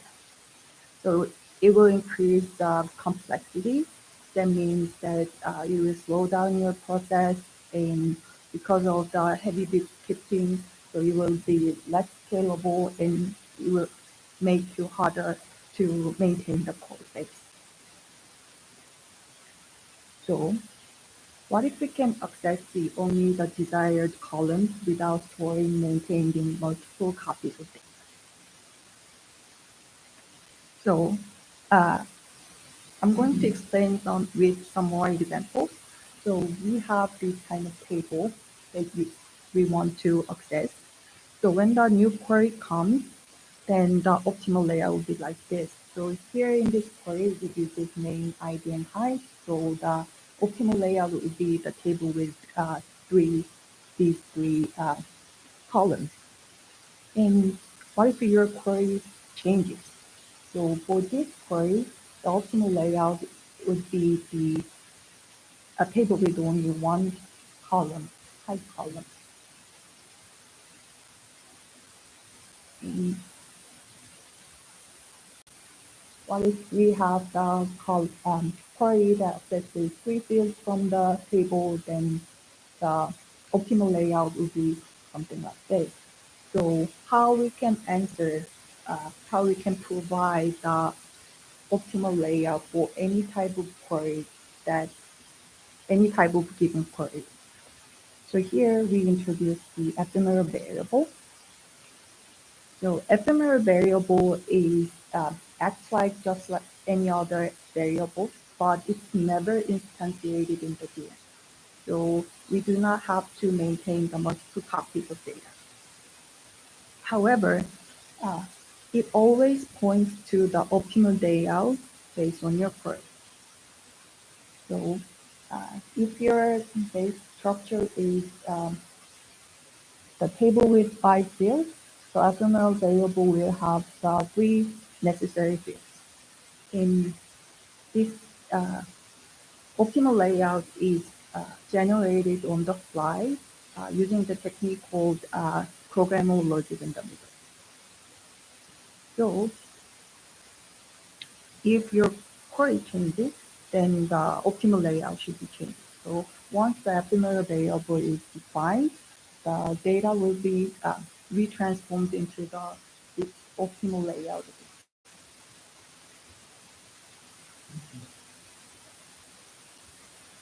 So far, I have briefly introduced what is relational databases are and how we can use the ephemeral variable. Now, I have explained that our ephemeral variable points to the optimal layout all the time using the programmable logic in the middle technique. So from now on, I'm going to explain what is the thing. So the traditional processing system is something like this. There is a CPU and there is DRAM component, and so you communicate each other. But recently there are platforms with FPGA unit so that you can communicate with some modules in the FPGA with CPU. Yes. So and there are lots of commercially available platforms to that has both PR and PS platforms. So the programmable logic in the middle technique, so it captures the transactions from issues by the CPU and do the manipulation that it needs to be done and returns the data without CPU knowledge. So the major benefit of this technique is you don't need to change anything from the software side. However, the jobs that you want to do can be hidden inside the programmable logic, so that you can, without changing anything from the software side, you can achieve the goal that you want. So here we implement our relational data memory engine in the FPGA using the upstream technique. So our relational memory engine sits on the programmable logic in between the processing system. And it's composed of the 4 major components. First, Trapper. Trapper is the interface module between the relational memory engine and the CPU. And the monitor bypass monitors the completion and ability of the reorganized data. Kepler is the brain of this module, and it orchestrates the access to main memory. Fetch unit retrieves the chunk of data from the main memory and extracts the useful data from the read data. So once the ephemeral variable is defined, then our IME module gets the DB geometry. So here the DB geometry is like row size, row count, or how many columns that you want to read, or the width of each column and the position of them. And once the ephemeral variable is defined, then the CPU will try to read the data from the ephemeral variable. And the read transactions for the ephemeral variable is first trapped by the trapper. And trapper asks monitor by test whether the requested data is in the data SPM. And the monitor by test checks the corresponding metadata, whether the data is available or not. So if the data is already in the data SPM, the trapper gets the data from the monitor by test and transfers to the core. So when the monitor bytest checks the metadata SPM and the data is not in the data SPM, then the monitor bytest notifies the requester we need to fetch the data from the DM. Then the requester programs the fetch unit and fires the read transaction for the DM. So here, for example, we have the data something like this, and the highlighted we only want the highlighted part, and the filtered 0 is the field that we are not interested in. And in such case, requester only issues the request to lines with this highlighted. And second, we will use the those lines. And based on the information from the requester, we will extract the useful fields from the line and write this based on data. So after retrieving those data, so in the data SPM, we will have only the columns that we want to access. So in this way, we can provide the optimal layout to the any given query. And so once data is filled in, the monitor bytest checks the updated metadata table, and then trapper will know that the data is ready, and then the trapper transfers to the pending transactions. Yeah, from now on, I'm going to share the experimental research using our IME product. So we have implemented our IME into the Xilinx UltraScale GPU platform. So it provides it equipped with 4 cores and has data and instruction cache, and PSI working frequency is 1.5 gigahertz, and our programmable logic is synthesized using the 100 megahertz frequency. So this is the schematic from the Xilinx so that we can provide some information about the connection. So our the read transactions are trapped by the Prometheus Metrics, and the resource utilization from of our relational memory engine is shown. So it's because of the data SPM and metadata SPM, we use quite a lot of memory, so over 60%. But except that, lookup table or flip-flops or the DSP, we are using less than 3% of the resources. So we believe so we can even target the FPGAs with lower, less resources. So I think this will make us suitable for like edge computing with IoT devices as well.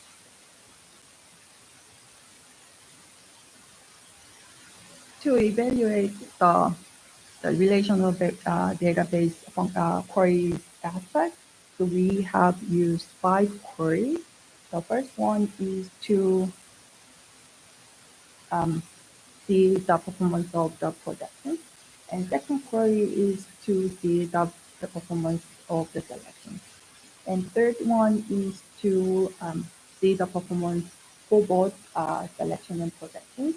And last two are to measure the performance of more complex queries like group by and join onto tables. We have compared the performance of our RME with the direct row-wise aspects and direct column aspects as well. First of all, so we measure the performance of the productivity. So this is the normalized execution time by row store. So row store is always 1. The column performance of column store, so the productivity is less than 4 columns. The column store shows the very good performance. However, as we increase the number of columns that we need to fetch, we need to use, the performance of column store got worsened. There can be 2 reasons. The one is the column triple reorganization cost is high, and another factor is the performance of the researchers.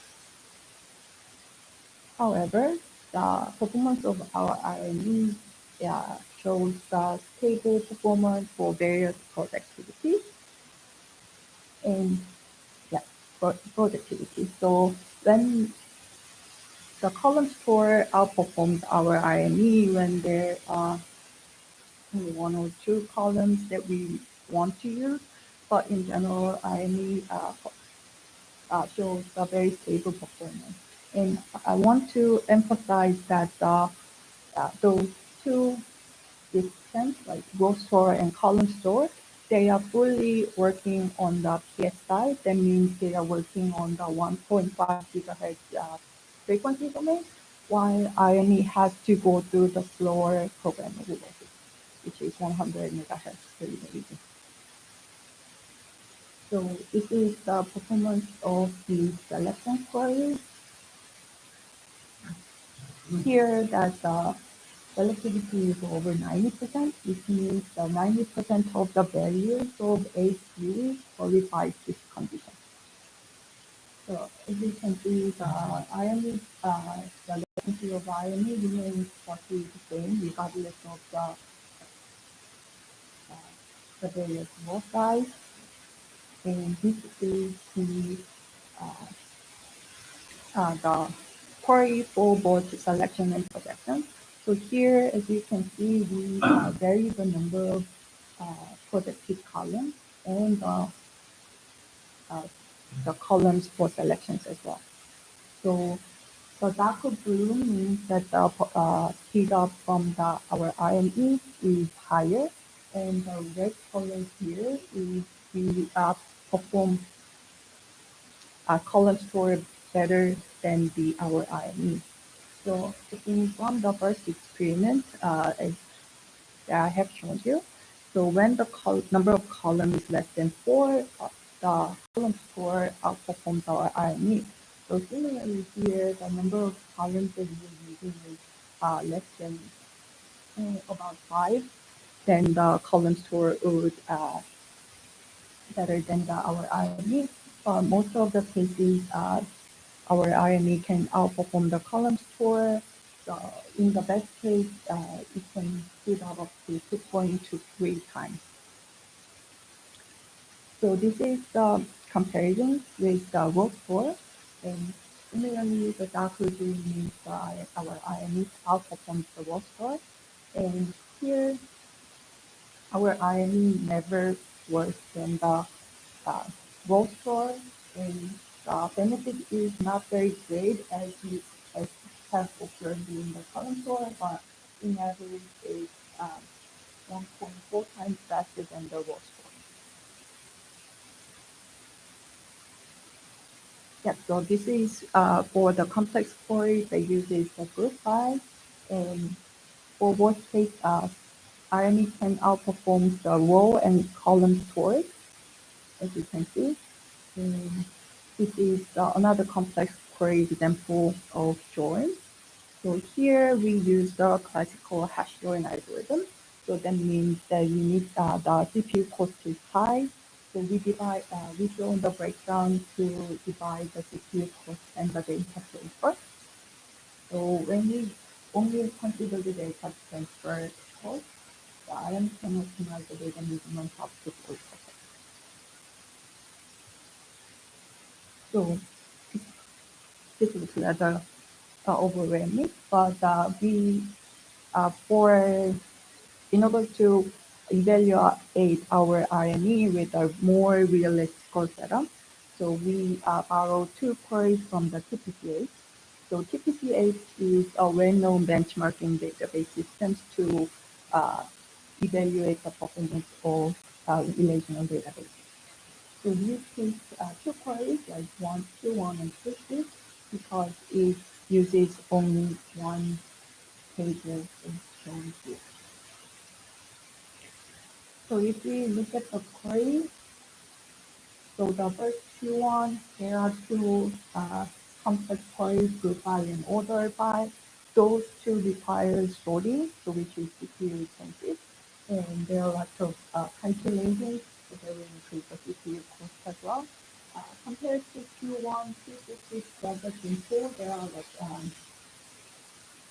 5 comparison flows, but only one operation of the sum. So I think at this point we can guess the performance gain of using RME will be higher on Q6.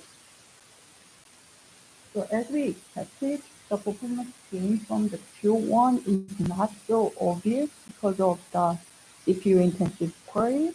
For Q6, we got the less of the data size, our RME, and beneficial for any data set.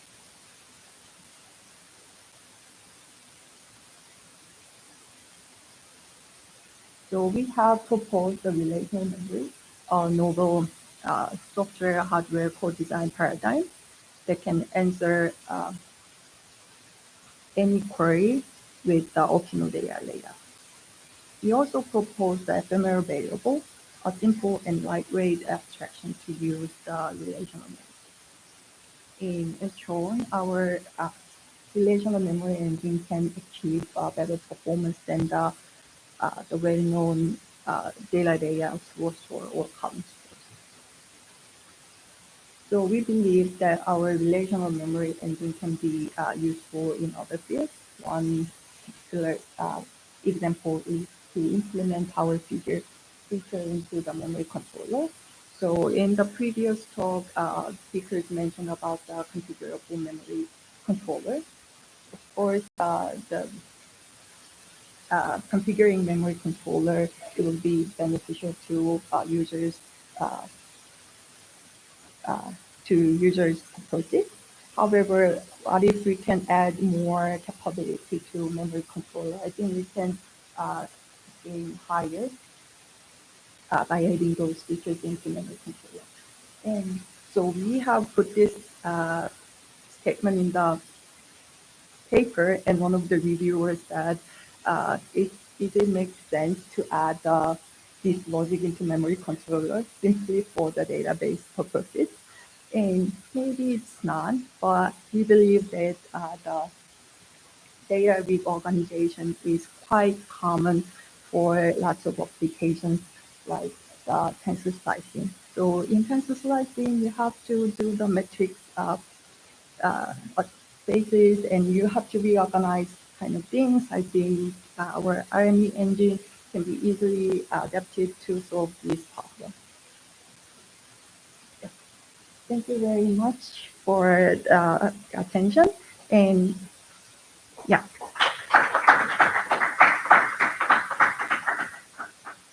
So this work is accepted and going to present it in next March in DBPT.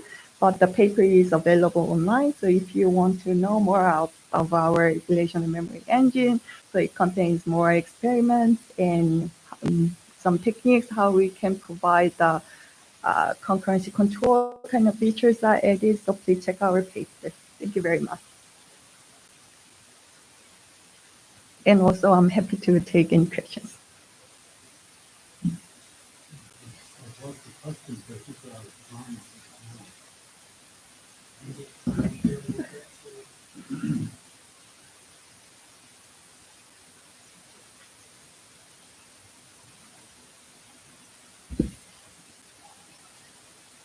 Thank you. So we do have a panel till the next 20, 25 minutes, but we'll keep it informal. So the speakers could stick around for like 15 or so more minutes. If people have any questions, then we can do that informally.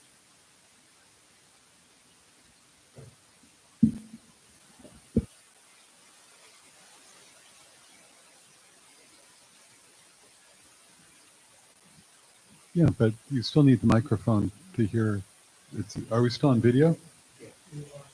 Yeah, so we need the microphone, right? Oh, so yeah, awesome. I have so many questions, so I will monopolize this next 20 minutes, but maybe I will yield the floor after a minute or two. And, so I guess some really basic questions. So on your platform that you're using right now, how big is that FPGA? In other words, it's an ultra scale, whatever, plus, but is that a small one or a big one? Where does that fit in the family? I'm not sure about the exact number, I think, but as far as I understand, the ultra-scale GCU 1 or 2 platform has a relatively larger family of the FPGA. Okay. And so how does that relate to the size of the memory in the database? Because you had your size, use 60% of block RAMs. Yep. And so, yeah, I know you can just answer it informally. So if your database gets bigger, or if it's more complex, or if you have whatever, how does that relate to the resources that you'll need? That is a very good question. So this is the comparably larger FPGA, but still, when we think about the scales of the database people are using, it's far too small. So like people are dealing with like gigabytes of data, sometimes terabytes of data, but the block memory that FPGA can offer is something megabyte kind of thing.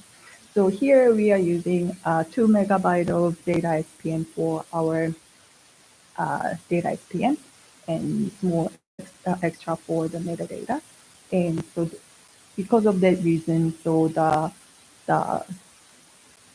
capability that our relational memory can cache is quite limited, even though it only stores the desired columns. So because of the time limit, I didn't go details about reconfiguring kind of process. But if you look at the numbers here, so from 2 to 182, and our data is 2 megabytes. So this the query here, the table here is to fill our data section.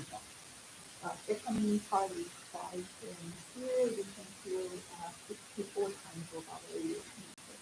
So in order to support the larger size of the data than our own data SPN, so whenever the data SPN is full, then we drop the data and touch from a user unit from the base. So in that way, we can support the queries that exceed our size of the data. So I want to ask one more question, then I'll yield the floor. So you said very large databases, so that kind of takes us into real I/O, and so FPGAs have been used for database acceleration Mhm. on I/O devices for 20 years or more, Mhm. and the whole companies that do that. And so, is that something that's how does that approach differ from your approach? That is so true that the database community tries to accelerate some of their functionalities using the hardware accelerator. So um, here we took the fundamental difference.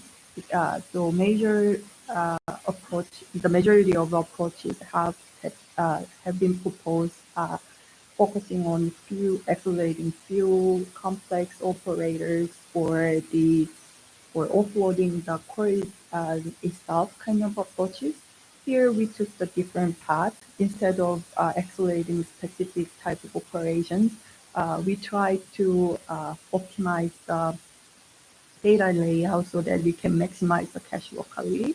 And while we left the hard job to the CPU to handle. So here we more focus on the optimizing the data movement from the memory to the CPU. And on top of our relation memory engine, some other techniques that accelerate some the join operators or group by kind of things can be also used. Thank you.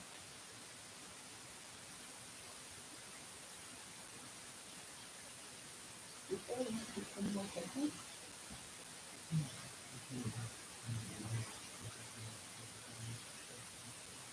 Yeah. So the floor is open for questions to any of the talks, because that's nothing I know you open our organization to.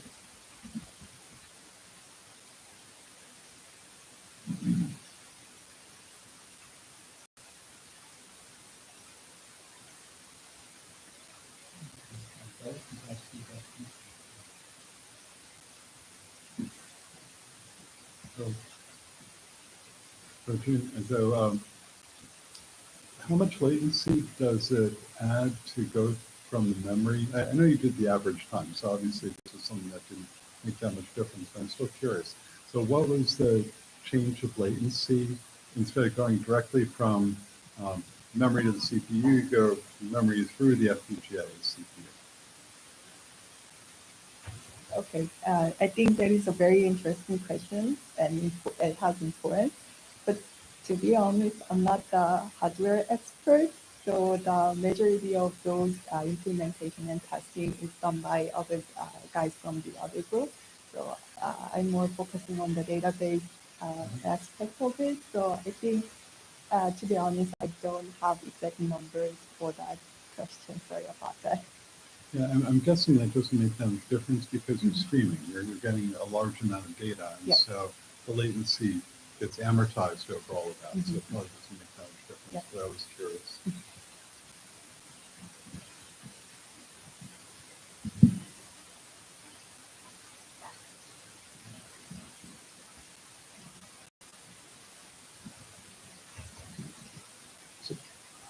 I don't know whether this is the appropriate question to ask, since you said you're not the hardware expert, but does this actually change the number of actual DRAM accesses?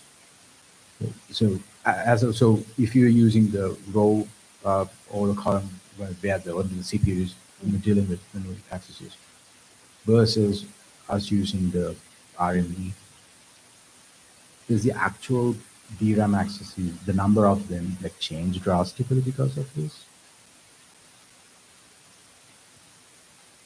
I think I have the numbers, but uh, I have the numbers in somewhere. We have it measured the number of actual views from the database, the DM, and our RME is based on the raw store, so it's quite close to the numbers from the raw store. But while for the column store, it has a totally different layout, so it has the uh, different number of the memory reads transactions. So I think our the relational memory engine requests from data from the DRAM similar to the raw store. And in the paper, we have another experiment that I didn't share. So in that experiment, so we can So if you look at the papers, you can have the more comparison by changing the offset and the column width and everything, so that it affects the number of actual reads from the data. Actually, one more you and Dharma question, I guess. So how does the CPU, so the CPU still has to handle this data, put it in the cache and use it for something. How does the CPU know, or the program running on the CPU know that the layout has changed somewhere in the middle? That's a very good question. So for now, so we explicitly let, so the users already know the geometry of database and which database that you want. So in our experiments, we specifically assign the specific rules that we need.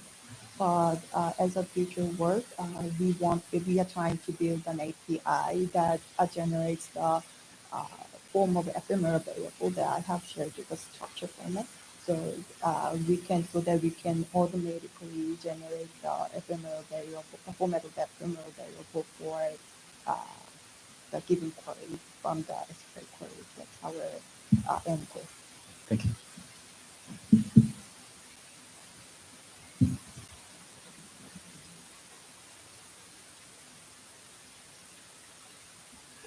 Right, so if there are no more questions, then I guess we can wrap up the panel session as well. So thank you so much, all speakers. Wonderful series of talks.